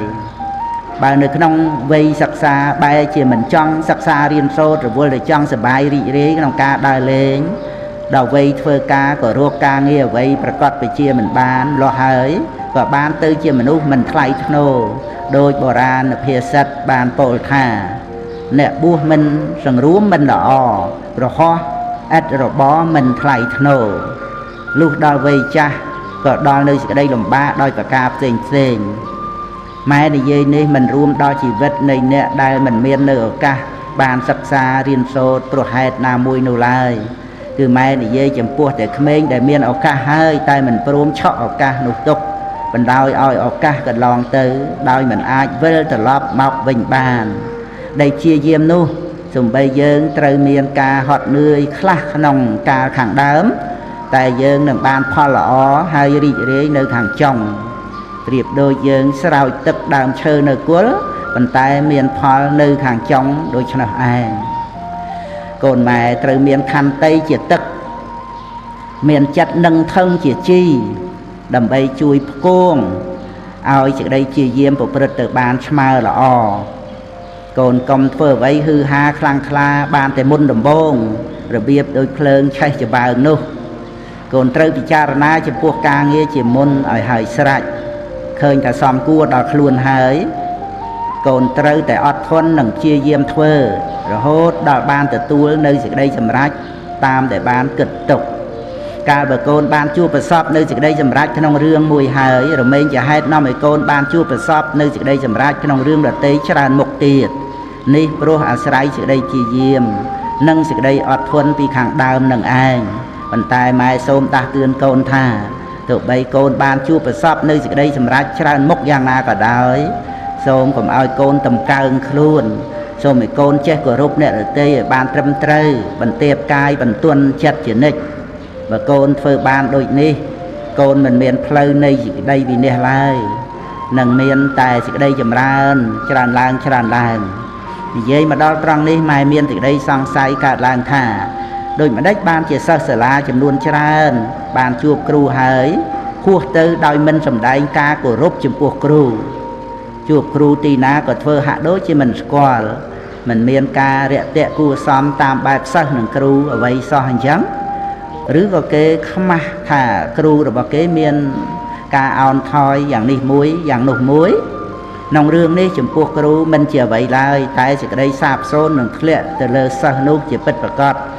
យ៉ាងហោចណាស់ក៏សាបសូន្យនៅគុណសម្បត្តិម្យ៉ាងក្នុងខ្លួនទៅហើយដែរម៉ែសូមឲ្យកូនជាមនុស្សទន់ភ្លន់ទាំងកាយទាំងចិត្តគោរពដឹងគុណគ្រូស្មើដើមស្មើចុងកូនម៉ែត្រូវតែជាមនុស្សមានគុណសម្បត្តិឲ្យបានគ្រប់គ្រាន់ដោយពាក្យចាស់បានពោលថាងើយស្កកអោនដាក់គ្រាប់មេឃក្រូចដែលមានផ្លែក្នុងចំការហាក់ដូចជាបន្ទាបខ្លួនគោរពមនុស្សគ្រប់គ្នាដែលដើរទៅមកចំណែកមេឃក្រូចដែលងាប់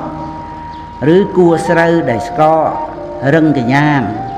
មើលទៅមិនមានភាពល្អល្អះគួរឲ្យរីករាយដូចជាមេឃដែលមានផ្លែឬគួស្រូវដែលដាក់គ្រាប់នោះឡើយការទន់ភ្លន់អោនលំទោននិងរឹកពីសភាពរាបសារមិនមែនជាគ្រឿងសម្គាល់នៃភាពទន់ខ្សោយដោយប្រការណាមួយទេតាមពិតគឺជាគ្រឿងសម្គាល់នៃភាពរឹងប៉ឹងមាំមួនដែលជាលក្ខណៈនៃមនុស្សល្អសូមកូនចាំទុកថាទន់ភ្លន់ចំពោះអ្នកស្មើគ្នាជាមនុស្សសភាពរាបសារទន់ភ្លន់ចំពោះអ្នកទេពជាងជាមនុស្សមានចិត្តខ្ពស់ទន់ភ្លន់ចំពោះមនុស្សទូទៅជាអ្នកផុតចាកភ័យកាលបើយ៉ាងនេះដូចម្ដេចបានជាសិស្សត្រូវទន់ភ្លន់ជាមួយលោកគ្រូអ្នកគ្រូដែលជាអ្នកខ្ពង់ខ្ពស់ជាងខ្លួនមិនបាននោះបើថាមើលឃើញគាត់ទៀបជាងខ្លួនដោយទ្រព្យសម្បត្តិជាដើមការទន់ភ្លន់ចំពោះគាត់ក៏សម្ដែងថាជាអ្នកមានគុណធម៌ខ្ពស់ឬមានចិត្តខ្ពស់សូម្បីមិនបាននឹកថាជាគ្រូអាចារ្យរបស់ខ្លួនទេគ្រាន់តែជាមនុស្សទូទៅ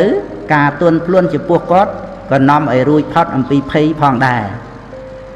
បើកូនម៉ែមានភាពទន់ភ្លន់ចេះគោរពឲ្យបានសមគួរតាមឋានៈកូនម៉ែមានតែសេចក្តីចម្រើនដោយចំពោះគឺកូនស្រីគួរទន់ភ្លន់បន្ទន់កាយរៀបរយរឹកពេលឲ្យបានប្រពៃមែនទែនរឹងរិតតែសភាពទន់ភ្លន់ច្រើនប៉ុណ្ណាក៏រឹងរិតតែមានតម្លៃច្រើនប៉ុណ្ណោះកូនកុំនឹកច្រឡំថាគុណសម្បត្តិបែបនេះវាហួសសម័យទៅហើយនោះតាមពិតគុណសម្បត្តិបែបនេះគឺត្រូវការជាចាំបាច់បំផុតព្រោះជារបស់ក្រកម្ររកបានក្នុងសម័យសពថ្ងៃនេះទៀតផងឪពុករបស់កូនធ្លាប់បាននិយាយថាស្ត្រីជាធនធានមនុស្សដ៏មានគុណតម្លៃច្រើនបំផុតច្រើនរហូតដល់ទៅមិនដឹងថាប្រមាណប៉ុណ្ណាស្ត្រីជាធនធានដ៏ល្អក្រៃលែងជាងទ្រព្យសម្បត្តិដែលមនុស្សយើងមានស្ត្រីជានិមិត្តរូបនៃសេចក្តីអត់ធន់ការលះបង់ខ្ពស់និងភាពទន់ភ្លន់ស្រគត់ស្រគំនិងនួនសុភាពរាបសារស្ត្រីជាកម្លាំងចិត្តស្ត្រីមានតម្លៃជាងថ្ងៃសៅរ៍ថ្ងៃអាទិត្យឬក៏ថ្ងៃដទៃទៀតដែលជាថ្ងៃឈប់សម្រាកអំពីការងារស្ត្រី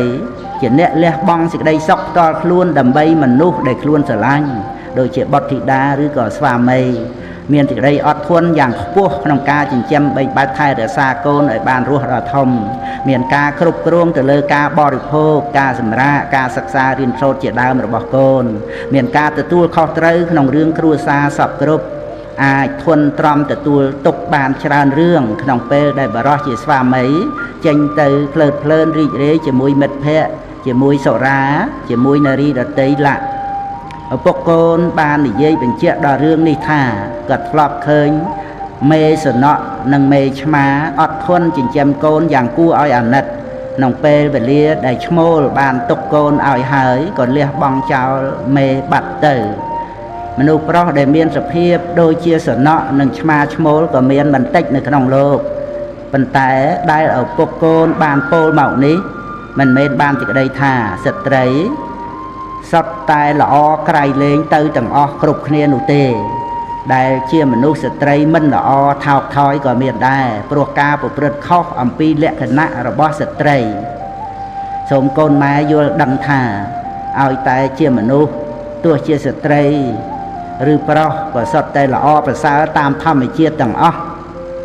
ព្រោះកំណើតមនុស្សកើតអំពីកុសលកម្មប៉ុន្តែដែលមានមនុស្សមិនល្អនោះដោយសារខ្វះស្មារតីគ្រប់គ្រងខ្លួននឹងឯងឪពុករបស់កូនមិនយល់ស្របក្នុងរឿងប្រកួតបវរកញ្ញាគ្រប់ប្រភេទចំណែកម៉ែក៏ដូចគ្នា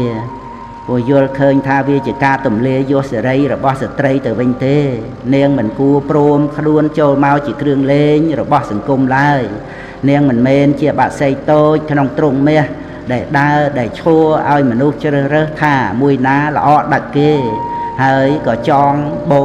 ឲ្យទៅនោះទេសូម្បីនាងបានទទួលតំណែងលេខ1ប្រចាំប្រទេសឬប្រចាំពិភពលោកក៏ដោយក៏មិនមែនពិតថានាងល្អបំផុតក្នុងប្រទេសឬក្នុងពិភពលោកនោះឡើយព្រោះនៅមានស្ត្រីដែលល្អជាងនាងច្រើនណាស់ដែលគេមិនព្រមចូលមកប្រកួតមិនព្រមដាក់ខ្លួនឲ្យទៅជាគ្រឿងលេងរបស់សង្គមម៉ែយល់ថាកិច្ចការនេះគួរតែមិនចាំបាច់ឲ្យមានក្នុងសង្គមឡើយថ្ងៃនេះម៉ែបានបញ្យល់កូនវែងឆ្ងាយណាស់ហើយកូនចូលចិត្តស្ដាប់ពាក្យឪពុកម្ដាយទូលមានធ្វើឲ្យឪពុកម្ដាយមានសេចក្តីសុខក្នុងចិត្តម៉ែសូមឲ្យពរដល់កូនសូមឲ្យកូនម៉ែសម្បូរទៅដោយគុណសម្បត្តិដោយបានពោលហើយនោះគឺជាសេចក្តីសុខរបស់ម៉ែហើយក៏ជាពរដែលកូនក៏បីជូនត្រឡប់ឲ្យដល់ឪពុកម្ដាយរបស់កូនវិញដែរអវាទម៉ែចុងក្រោយបើកូនម៉ែជាយាមហាត់អត់ធន់ចំពោះរឿងបន្តិចបន្តួចបន្តបន្សំបានក៏មិនចាំបាច់ត្រូវទៅអត់ធន់ក្នុងរឿងធំដែរមានរឿងដែលគួរឲ្យប្លែកមួយក្នុងមនុស្សយើងគឺមានមនុស្សមិនតិចអ្នកឡើយដែលមិនអាចអត់ធន់ចំពោះពាក្យសុសៀតចាក់ដោតនិងការមើលងាយពីអ្នកដទៃបាន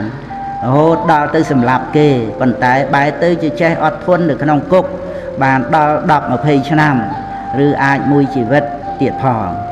នោះខ្លះមិនដល់ថ្នាក់សម្លាប់គេទេតែបែរទៅជានាំយកពាក្យសុសៀតជាដើមនោះមកសម្លាប់សេចក្តីសុខរបស់ខ្លួនឯងទៅវិញ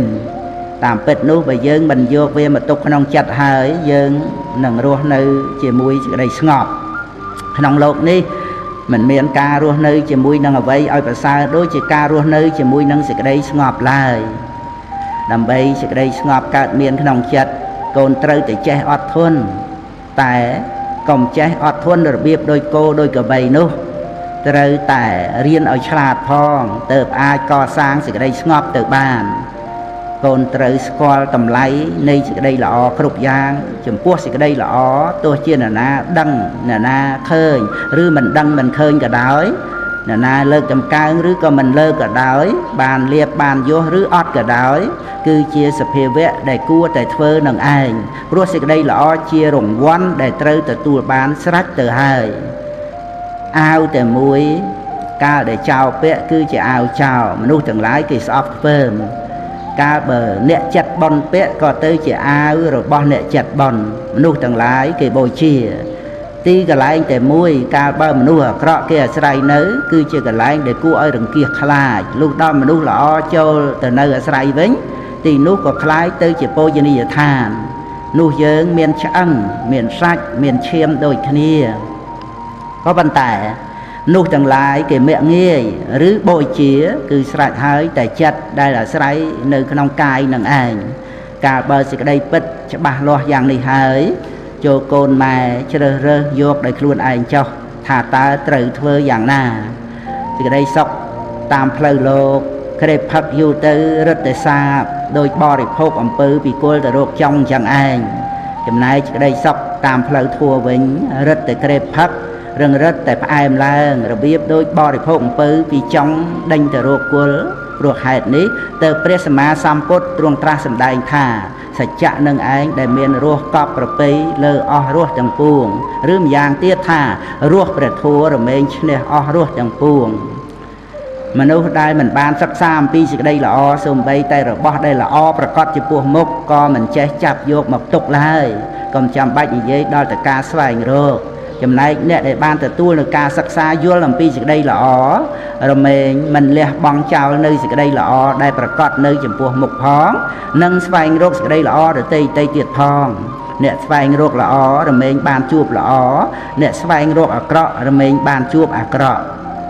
trời ca chia sự thấy tại mình che sừng xòm trộm trời ca chia mình u là o tại mình che sừng xòm thì đây là o chẳng pi dạng ní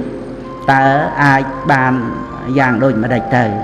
khi bị bắt để ca ẩn pi nè ở tây rư ca ẩn pi hàng cày nơi miền phơi cà phê bàn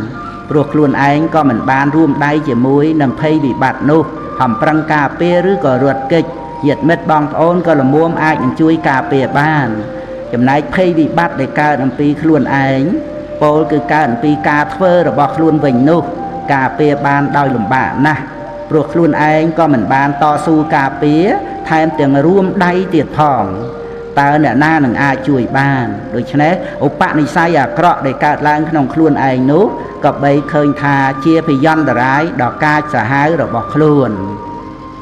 mà nú đây chấm môi nơi nòng lột lệch cho nơi nòng lột làm bạn nằng phơi nơi bị giáo oi đo sừng cùng lột bàn na ruột cái khơi tại vì cái luôn anh sầm lăng mơ tại vì giáo nâng sự đây sóc to luôn còn nọ lo hơi ở vây đây chỉ phải giao to luôn rồi bay đăng thà từ phơi cọ hơi còn nơi tại pin chặt phơi đa hôm nay ở vây đây chỉ phải giao đó nè ở tây vinh rồi bay đăng thà từ phơi là o hơi con mình chọn phơi đa mình nuôi đây chỉ môi được trong lỗ mình che miền cà liệt bong bịch và cọt tê kề che tại liệt bong bài bật nuôi nằng play sần tôi trai tại bật nào anh bậc cô để khơi ca về cù hạt ở che miền ca lê bong mà tích mà đong cứ chỉ ca sang đi say ốp bạn đi say nâng ạt chia say là ở đó luôn ai đi say ní nâng chạ rư sần xăm trôi chơi từ nông sần đán ban chiều ốp bạn đi say đỏ mòm tom khlang khla ca lê bong ca che ao pơ nâng ca chui sừng cua bàn ri say từ lum từ lê nông sần đán để chặt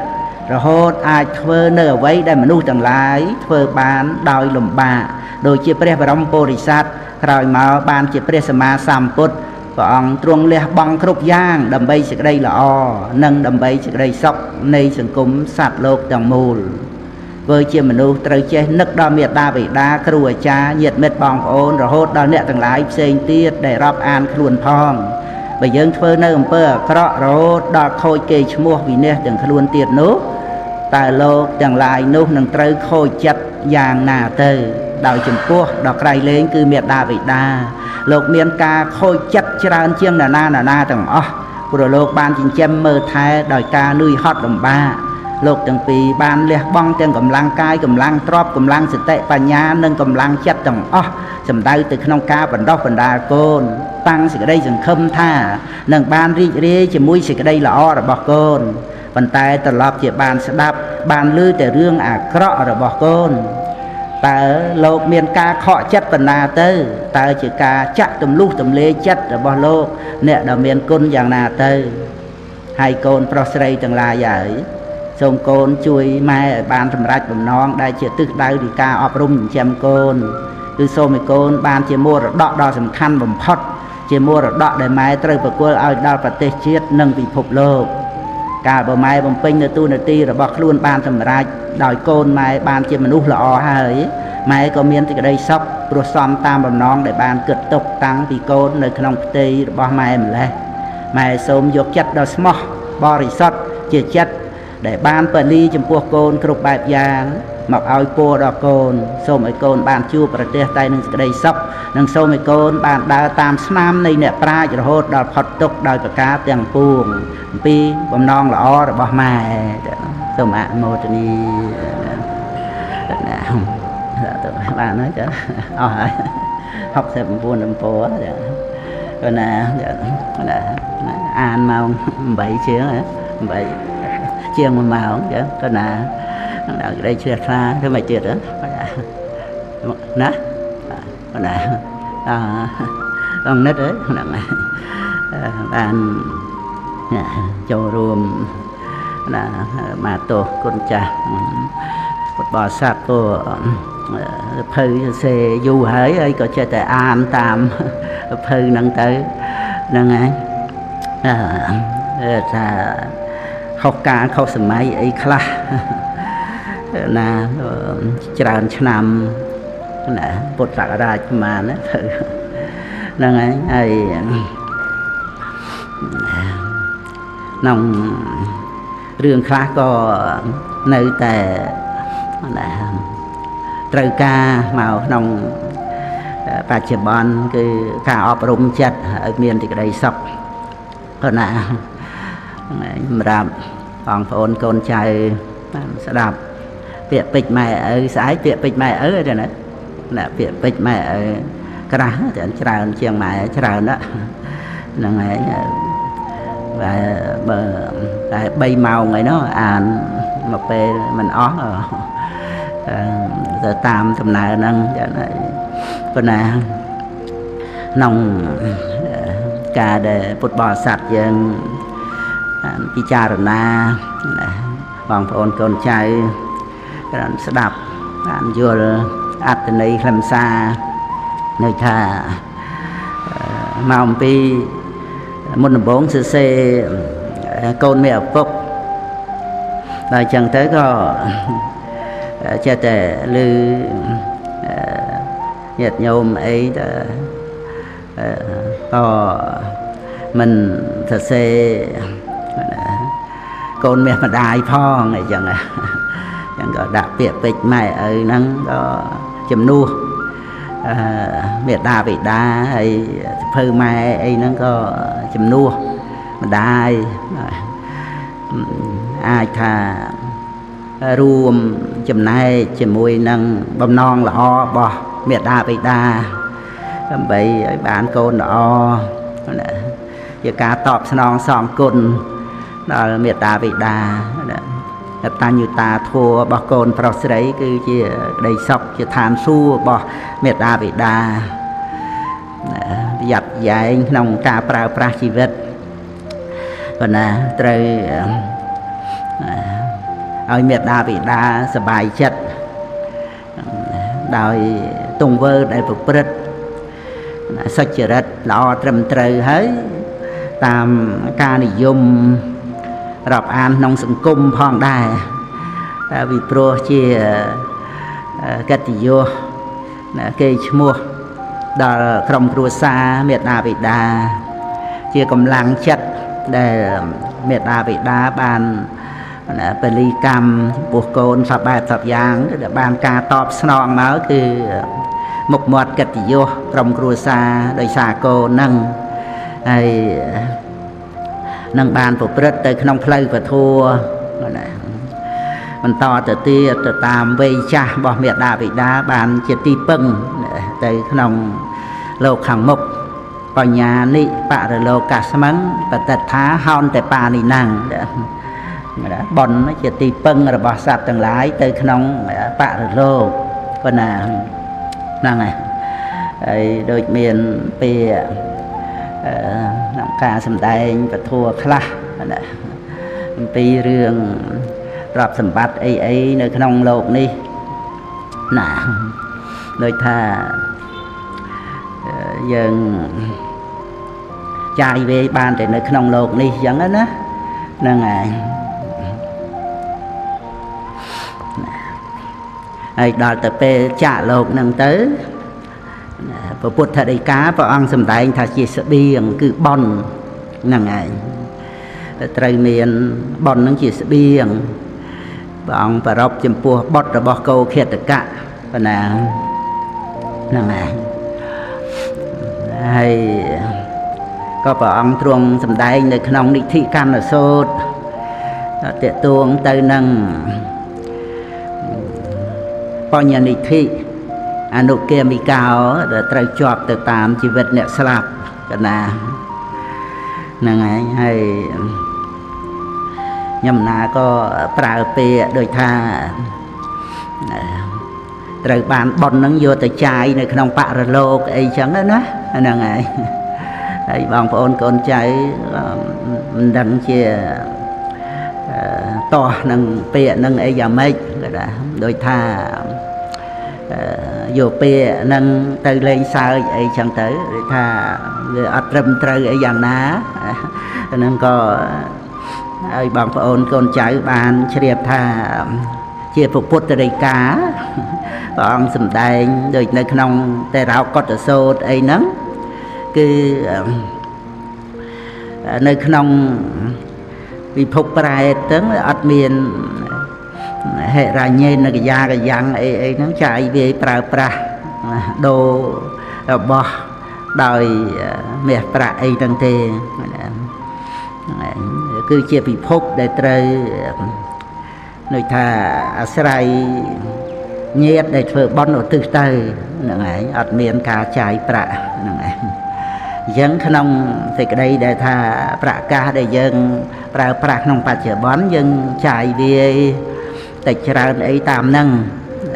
អាហារបរិភោគទេសសម្បែងទីកន្លែងអីហ្នឹងឯងតែដល់ទៅយើងចាក់លោកហ្នឹងទៅវាត្រូវប្រើបុណ្យណាដែលត្រូវយើងចាយបុណ្យហ្នឹងពាក្យថាចាយហ្នឹងគឺបានន័យថាប្រើប្រាស់បុណ្យដើម្បីនឹងថាបានអត្តភាពជាមនុស្សឬយើងមានប្រាក់បានយើងទិញផ្ទះបានអញ្ចឹងណាហ្នឹងឯងមកប្រើពាក្យចាយហ្នឹងគឺដោយសារការប្រៀបធៀបទៅនឹងប្រាក់ហ្នឹងឯងអញ្ចឹងវាត្រូវមានបុណ្យនឹងឯងចំណាយបើយើងអត់បុណ្យទេយើងធ្វើម៉េចបានផ្ទះគឺអត្តភាពជាមនុស្សក្នុងសុគតិភពរួចអំពីការអត់ឃ្លានលហេមលហាមក្នុងអបាយភូមិនឹងទៅបានព្រោះក្នុងព្រះកថាមង្គលសូត្រក៏បានសម្ដែងឲ្យយើងអរគុណបុណ្យក្នុងគារវោចៈនិវេតោចៈសន្តថេចៈកតញ្ញុតាកាលេនធម្មសវណੰអេតាមੰកលមុតមੰត្រង់កតញ្ញុតាហ្នឹងគឺថាអរគុណបុណ្យដែលឲ្យរួចពីអបាយភូមិមាននរកជាដើមឲ្យកើតជាមនុស្សហើយទំនុកម្រងឲ្យបាននៅរស់រហូតមកដល់ថ្ងៃហ្នឹងទៀតនេះរួមដោយគុណមេត្តាបិតាគុណញាតិកាអីទាំងអស់ហ្នឹង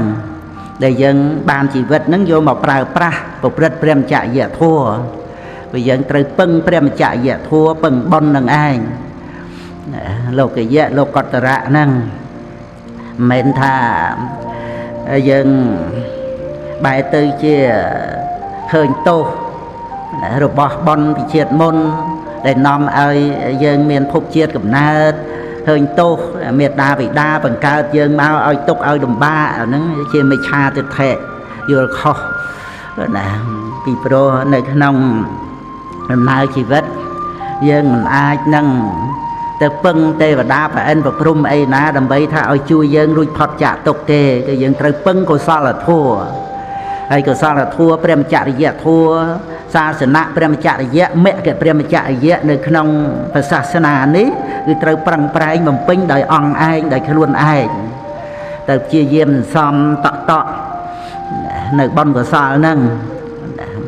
បើមិនតន់ពេញតន់គ្រប់ត្រូវតែសំត្រូវតែដងត្រូវតែរែកយកមកចាក់ធុងពីងអាងហ្នឹងដោយការសន្សំនឹងឯងសុខោបញ្ញសឧចយោការសន្សំបុណ្យនាំមកនៅសេចក្តីសុខអត់មានវិធីដទៃដែលនឹងថាទៅយ៉ាងម៉េចឲ្យបានជាទីពឹងដើម្បីជួយខ្លួនឯងឲ្យរួចពីអបាយភូមិរួចពីវដ្តសង្សារក្រៅពីព្រមចរិយធម៌ហ្នឹងទេ ยังเตยสันซ้อมไอ้สันซ้อมแต่เตยอาศัยชีวิตรวดในขนมกำเนิดเจียมนุษย์ให้บานจูบนั่งพุทธศาสนาเตียนเนี่ยเตยปลาปลาชีวิตนั่งอย่างใครเลยให้ดำใบบานชีวิตนั่งโยมมาปลาปลาเนี่ยนั่งไงคือเตยแต่เป็นเจี๊ยแต่ดอกุนน่ะมันอาจเคยเตยเจี๊ยโตเฮ่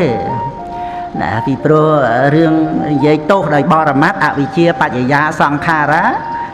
ะปัจจยาวิญญาณนั้นเจี๊ยบรมัตวัตสังสาปัญแต่ในขนมโลกนี้คือเตยยัยปีกุนโดยเจี๊ยกุนทัวกุศลทัวนะได้เจี๊ยกุนได้เจี๊ยบนบารมีไอ้ต่างอ้อนั่งเพื่อไอ้ปองบานตรัสดังที่พระสมมาสัมพุทธนั่นคือเตยเย่แต่ขนมกุนหรือบอบอนกุนเบียดาไปดาเมียตะกุนเปะตะกุนปุตตะกุนทำตะกุนฟังตะกุนเตยเย่ปีกุนแต่เมียนอุปการะเปรียอุปเชียเปรียจาไอ้ต่างอ้อนั่นคือเย่ปีกุนคือสิ่งใดละอ้อได้ตัวปีโตคืออะกุศลทั่วจำปัวเรื่องกุนเรื่องโตนั่นเมียนปีกูกุนขนมโลกคือสิ่งใดละอ้อtôi nhầm pi tốt đại chia ca phục rất mình nọ dùm này mà cô tiết cứ thà tốt bỏ ra mắt không quạt ở song xa tốt sự một thì dẹ mình tiên chỉ tốt nâng cốn cứ lô cọt rạ thua rồi thì bên để rùi thọt trả tốt chẳng cứ là không lô nâng dân trơn dây pi cốn đại chia opakara ao của so là thua dùm ra láng xâm rạch à rây dùm mẹ đầm bấy bán nơi bà rong mà sọc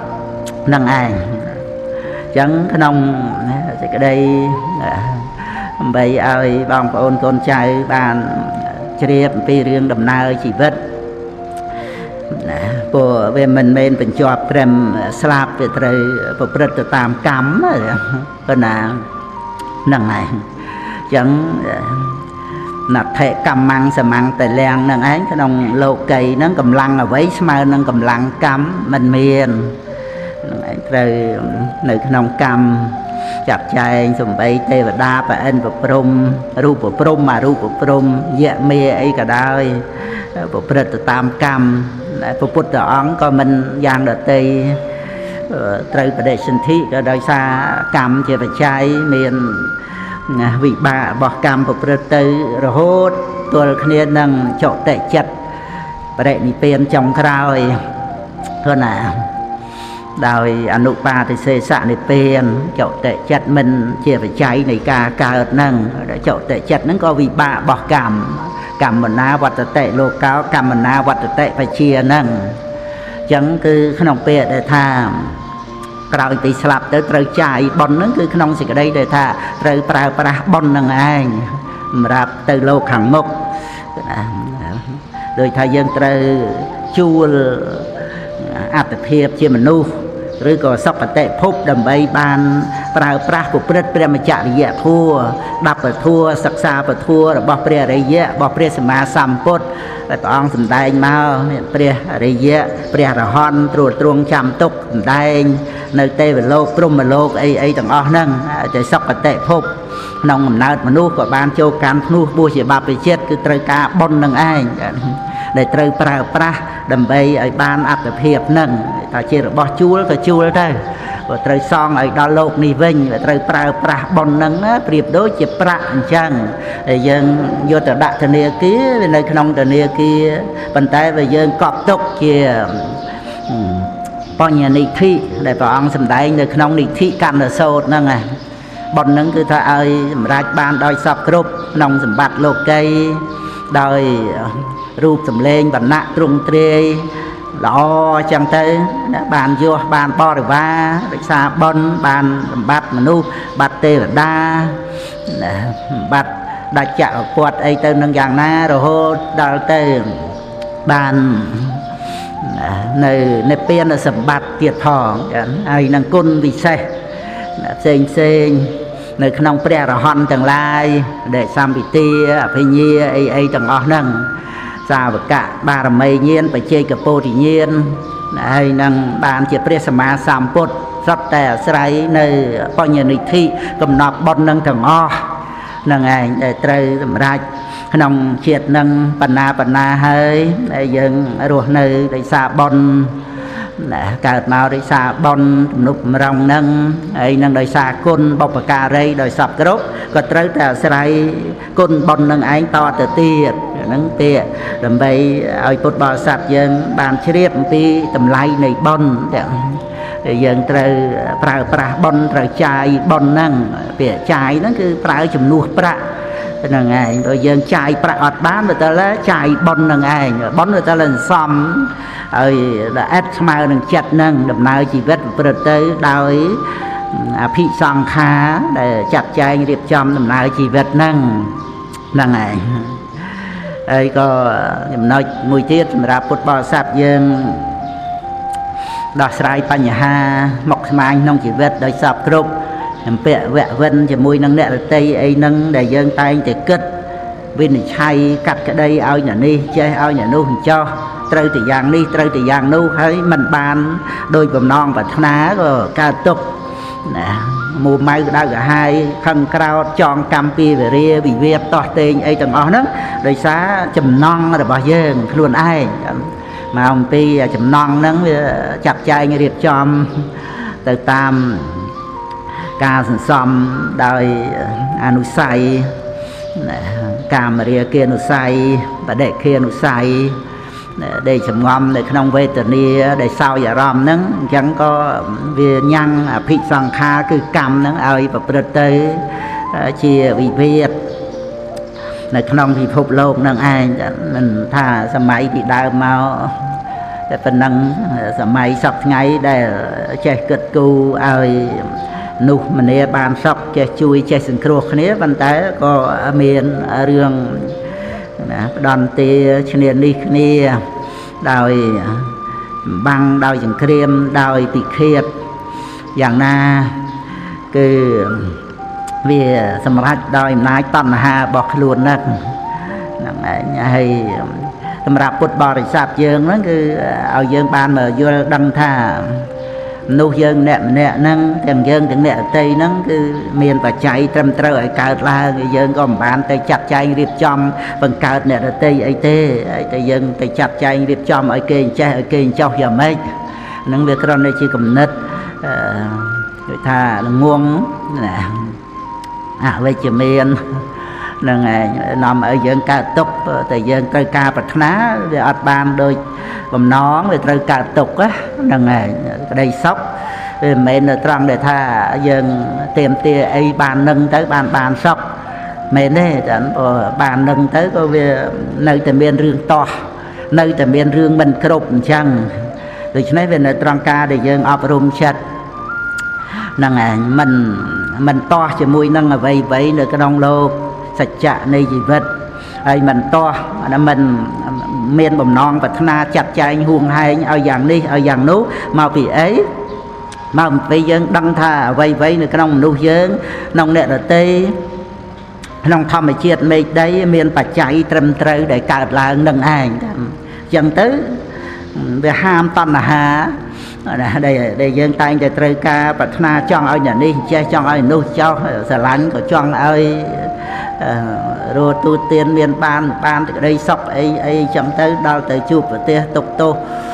គ្រោះថ្នាក់អីយ៉ាងណាក៏កើតទុកយំសោកអីតាមហ្នឹងឬក៏ថាស្អប់អ្នកណាក៏ចង់ឲ្យអ្នកហ្នឹងវិន័យវិន័យហិនហៃអីសពគ្រប់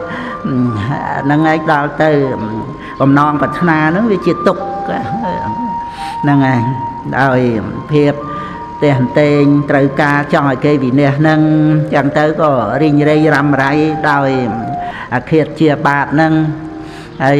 មិនវិនិច្ឆ័យអ្នកទេវិនិច្ឆ័យខ្លួនឯងអីចឹងទៅដោយកម្មពីវេរាដោយបណ្ណាំងប្រជែងណាប្រវាយប្រតបឆ្លោះប្រកែកតោះតេងកនុំគុំស្អប់អីទាំងអស់ហ្នឹងគឺវាជារឿងវវឹកដោយអំណាចដែលមនុស្សយើងវាចិត្តតែចាត់ចែងទៅគ្រប់គ្រងលើវាសនាលើជីវិតរបស់អ្នកដទៃប៉ុន្តែពុទ្ធបរិស័ទយើងហាមឃាត់នៅអាគំនិតដើម្បីទៅចាត់ចែងគ្រប់គ្រងអ្នកដទៃមកពីអីមកពីយើងបានដឹងពីបច្ច័យនៃអ្វីដែលកើតឡើងហ្នឹងគឺថាវាត្រឹមត្រូវទៅតាមការរៀបចំរបស់កម្មគឺ ក្នុងមនុស្សម្នាក់វាមានបច្ច័យច្រើនប៉ុន្តែបឋមធាននៅលើកម្មដែលព្រះអង្គប្រកាសកម្មណាវត្តតិលោកោកម្មណាវត្តតិបជានឹងឯងចាវាមានការវិនិច្ឆ័យត្រឹមត្រូវយុត្តិធម៌ឲ្យស្រេចមិនចាំបាច់យើងទៅចង់វិនិច្ឆ័យកាត់ក្តីថាឲ្យអ្នកនេះចេះឲ្យអ្នកនោះចោះអាហ្នឹងវាតាមចិត្តតាមកិលេសរបស់យើងចង់ប៉ុន្តែការពិតគឺថាត្រឹមត្រូវដោយហេតុណាដោយបច្ច័យផលហ្នឹងវាត្រឹមត្រូវតាមហេតុក្នុងមនុស្សម្នាក់ហ្នឹងគឺមានភាពត្រឹមត្រូវយុត្តិធម៌ដោយហេតុផលហ្នឹងហើយស្រេចហើយមិនចាំបាច់យើងខ្វល់យើងរវល់ទៅគិតគូរចាត់ចែងអីឲ្យកើតទុកខ្លួនឯងទៅនោះទេកាលណាបើយើងសិក្សាប្រតិបត្តិនៅក្នុងពុទ្ធសាសនាអប់រំចម្រើនបញ្ញាយើងអត់មានចងកនុំគុំស្អប់អត់មានចងពីវេរាជាពាក្យវៈវិនអីនឹងអ្នកអតីតទេតែក៏មិនមែនថាឲ្យណាទោសកំហុសអ្វីឬក៏បាបអកុសលរបស់អ្នកដទៃហ្នឹងទៅល្អទៅអីដោយការយើងឲ្យអភ័យក៏យើងធ្វើមិនបានដែរព្រោះវាជាបរមត្តធម៌នៅក្នុងអ្នកដទៃវាប្រព្រឹត្តទៅតាមកម្មពីវេរាដែលមានហ្នឹងតាមកម្មជាបច្ច័យល្អមិនល្អហ្នឹងវាជាច្បាប់ធម្មជាតិហ្នឹងយើងក៏មិនបានទៅផ្ដំទាអីដូចថាមានសភាពនៃចិត្តបន្ទុះតោះកនុំគុំស្អប់បតិចផ្ដាសាឲ្យគេចេះឲ្យគេចោះអីទៅទេព្រោះទាំងអស់ហ្នឹងគឺជាទុកទោសនៃវត្តដាក់ដែលគ្រប់គ្នាអត់មានអ្នកណាបង្កើតលោភៈទោសៈមោហៈឲ្យខ្លួនឯងណាយើងកំណត់បានអញ្ចឹងទៅវាឃើញថាជាសេចក្តីទុក្ខរបស់សត្វលោកមានអវិជ្ជាជាមូលដែលអត់ដឹងនឹងតែប៉ុណ្្នឹងឯងបើតែដឹងទៅវាអត់មានលោភៈទោសៈមោហៈទៅជាព្រះរហន្តទៅហើយមាននរណាអាក្រក់រឿងអីអាក្រក់ដោយសារតែលោភៈទោសៈមោហៈអកុសលមូលនឹងទេតើអញ្ចឹងវាទៅជាអារម្មណ៍នៃករណាសត្វលោកដែលរងគ្រោះហ្នឹងដែលមានសេចក្តីទុក្ខក្នុងវត្តដាក់ហ្នឹងដូចជាបហប្រតិករណារបស់ព្រះពុទ្ធអង្គអញ្ចឹងក្នុង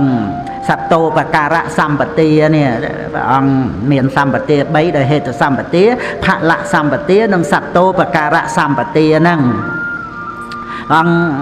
មានបហប្រតិករណាសត្វមានទេវតាប្រអិនប្រព្រំសាវកណាដែលមានបហប្រតិករណាស្មើនឹងព្រះអង្គសំបីតែព្រះអរហន្តហើយហ្នឹងប៉ុន្តែឧបនិស្ស័យនៃករណាត្រូវការបំពេញអភិនិហាបារមីមកត្រួតត្រងនៅបារមីឧបបារមីបរមត្តបារមីហ្នឹងដោយបហប្រតិករណាហ្នឹងហើយអញ្ចឹងគឺករណាមាននៅក្នុងមហាប្រតិព្រះពុទ្ធអង្គដ៏ក្រៃលែងអត់មាននរណាប្រៀបស្មើទេប៉ុន្តែសត្វលោកនៅតែប្រព្រឹត្តទៅតាមកម្មអញ្ចឹងទោះបីតែប្រញាតនឹងព្រះអង្គបាទសុខពុទ្ធអីប្រទេវតតអីជាដើមហ្នឹងសពសត្វទាំងអស់ព្រះអង្គមានមហាប្រតិស្មើជាមួយគ្នានឹងព្រះរាហុលជាមួយនឹងព្រះអនន្តជាមួយព្រះអគ្គសាវកអគ្គសាវិកាដែលប្រណិប័តទៅតាមអាវាតរបស់ព្រះអង្គជាព្រះអរហន្តព្រះអង្គមានមហាប្រតិករណាបណ្ណាជាមួយនឹងប្រទេវតតជាមួយនឹងនាងចិញ្ចាមានវិការអីទាំងអស់គ្រុនដេរថៃអីហ្នឹងព្រះអង្គមានមហាប្រតិករណាស្មើគ្នាហ្នឹងហើយប៉ុន្តែសត្វលោកនៅតែប្រព្រឹត្តទៅតាមកម្មអញ្ចឹងចំណុចហ្នឹង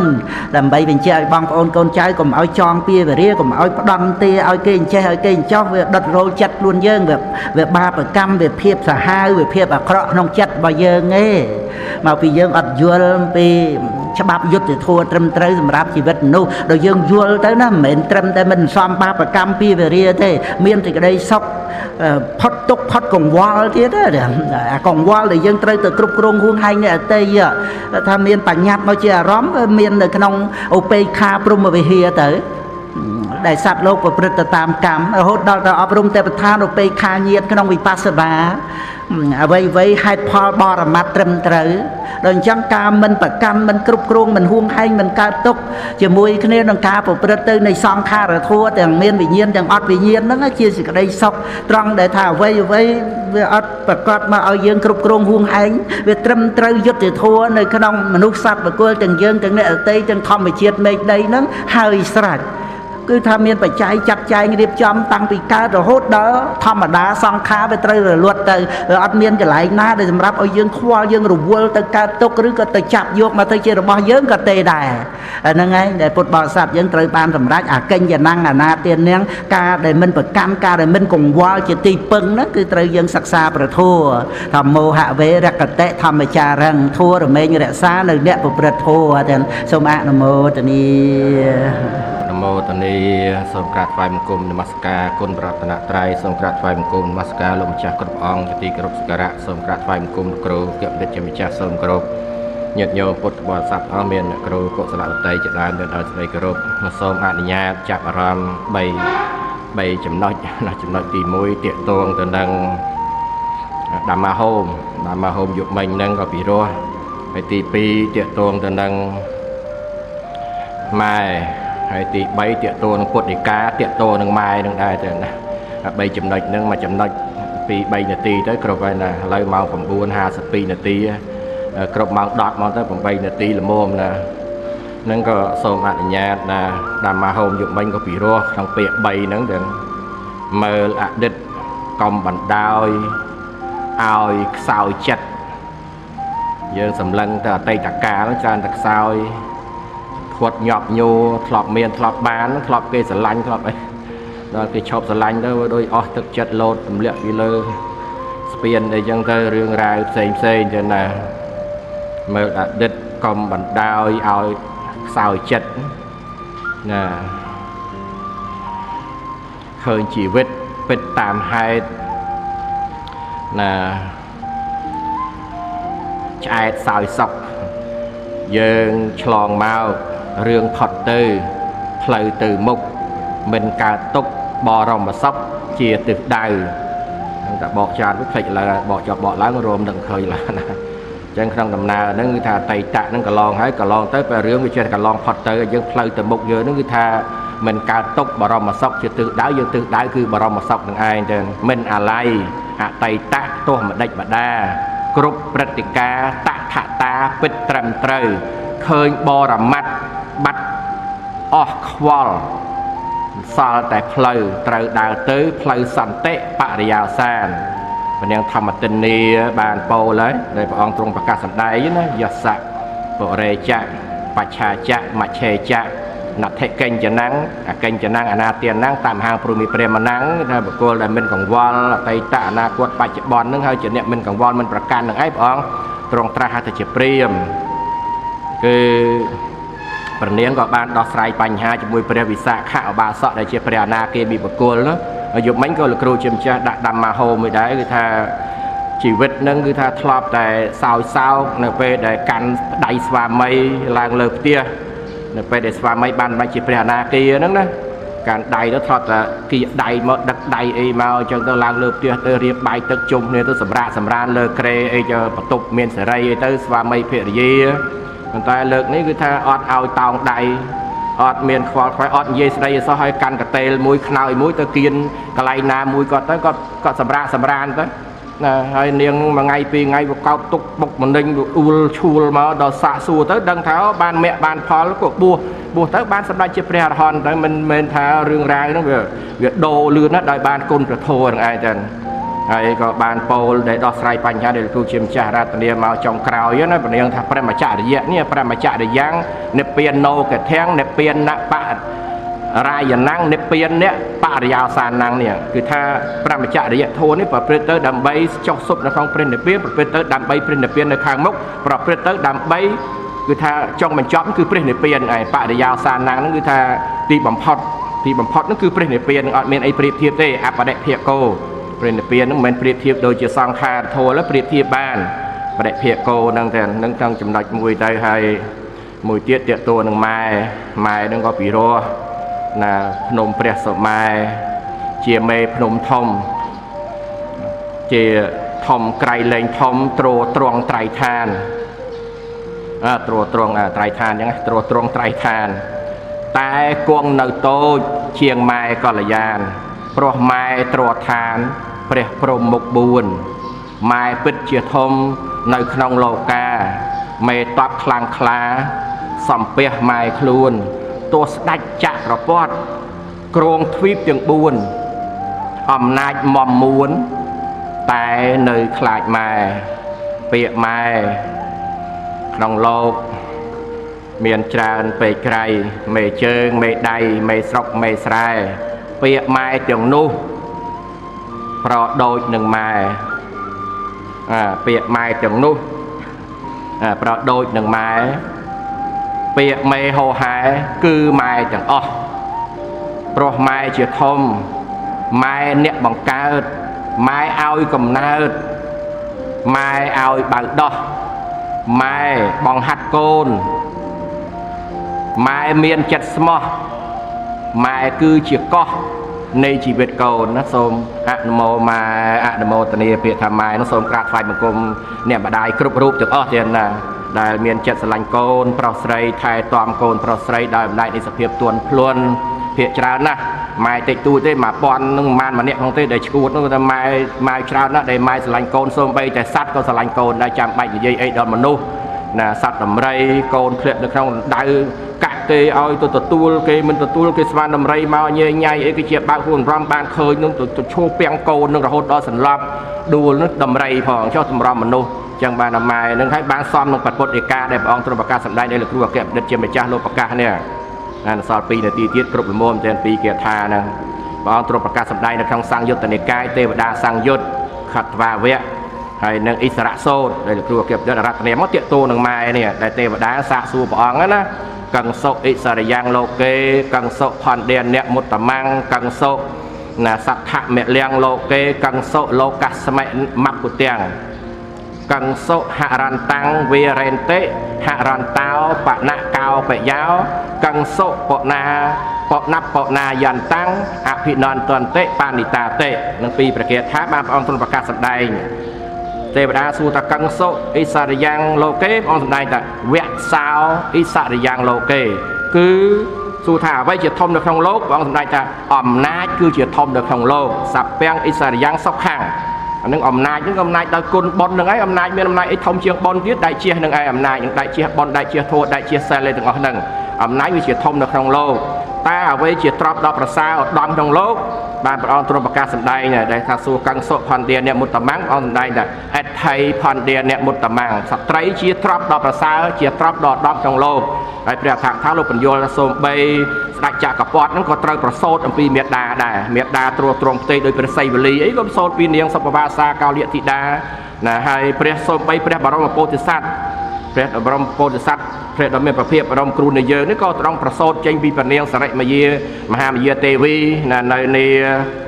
លំពិនីឧស្សាហ៍ដែលយើងនឹងបានថ្វាយបង្គំនៅក្នុងខែ11 12នេះខាងមុខនេះបើមានឱកាសណាជីវិតនៅរស់ហើយមិនប្រែប្រួលទេណាបើមិនប្រែប្រួលទេបើកូវីដបុកទៀតអាហ្នឹងក៏ជាប់ត្រឹមនឹងឯងវាអត់មានអីទៅណាទៀតទេណាក្នុងដំណើរហ្នឹងអញ្ចឹងគឺថាម្ដាយហ្នឹងគឺថាជាស្ត្រីដ៏ប្រសើរគឺទ្រព្យដ៏ប្រសើរព្រះអង្គទ្រង់សម្ដែងហើយតើបុគ្គលស្អីដែលជាគ្រឿងច្រេះរបស់សត្រាគឺបញ្ញាហ្នឹងបានព្រះអង្គទ្រង់សម្ដែងថាកោថោសដ្ឋមលៀងលោកេគឺអាសេចក្តីក្រោតនេះវានាំឲ្យច្រេះស្រែមដល់បញ្ញាក្រោតហ្នឹងគឺថារៀនឆ្លាតទេឲ្យថាបកាយខឹងរៀនឆ្លាតទេបកាយអ៊ីសាបកាយចំណែនបកាយអីមួម៉ៅក្តៅកាហាយរៀនងាប់តែកណានទិញចាំផងមិនបាច់ដល់រៀនអីទេវារវល់ខ្លាំងវាក្តៅកាហាយទៅវាអត់មានស្មារតីក្នុងការសិក្សារៀនសូត្រទេហើយអ្វីដែលធ្វើឲ្យអន្តរាយក្នុងโลกនេះគឺចោលនោះលួចចោលអីចោលគឺអកុសលចិត្តនឹងឯងមានចោលណាក្រៅពីអកុសលាធម្មាទៀតហើយបានព្រះអង្គសួរមួយទៀតថាតើអ្វីដែលនាំទៅគេហាមឃាត់នាំទ្រព្យទៅគេហាមឃាត់ព្រះអង្គសម្ដែងថាចោលរាំងហរន្តាំងវេរេនតិគឺគេហាមឃាត់ចោលដែលនាំទ្រព្យទៅគេហាមឃាត់តើបុគ្គលដែលមិនហាមឃាត់ឲ្យសុបាយចិត្តទៀតដែលគេនាំទ្រព្យទៅឲ្យសុបាយចិត្តហរន្តោបណកោបយោព្រះអង្គសម្ដែងថាហរន្តោសមណោបយោគឺសមណៈនឹងនាំទ្រព្យទៅគេសុបាយចិត្តទៀតបានវរណាបច្ច័យ4ដូចអមីវរណាបច្ច័យ4លោកម្ចាស់ព្រះរតនសារោ40000យើងទៅណាសូមគង់ចាស់ប្រើប្រាស់បច្ច័យ4យើងសុបាយចិត្តរីករាយមកជូនបុណ្យជូនកុសលពេញដុល្លារនឹងដែរណាអញ្ចឹងទៅហើយគឺដល់ថាចៅអ្វីដែលបណ្ឌិតនោះលោកត្រេកអរដែលមករឿយឲ្យបណ្ឌិតត្រេកអរនេះដែលលោកគ្រូជាម្ចាស់ត្រេកអរញាតិញោមត្រេកអរនេះញាតិញោមថាជាបណ្ឌិតព្រោះសត្វតែអ្នកមានសិលអ្នកមានគុណធម៌ហ្នឹងហើយបានព្រះអង្គសម្ដែងនេះសួរថាកង្សុបណាយន្តាំងអភិនន្តន្តិបានិតាព្រះអង្គសម្ដែងថាសមណោបណា បណាបណាយ៉ាន់តាំងអភិនន្តន្តិបានិតាបណ្ឌិតនឹងគឺសមណៈដែលនិមន្តមករឿយៗនឹងជាទីត្រេកអរនៃបណ្ឌិតសូមអនុមោទនា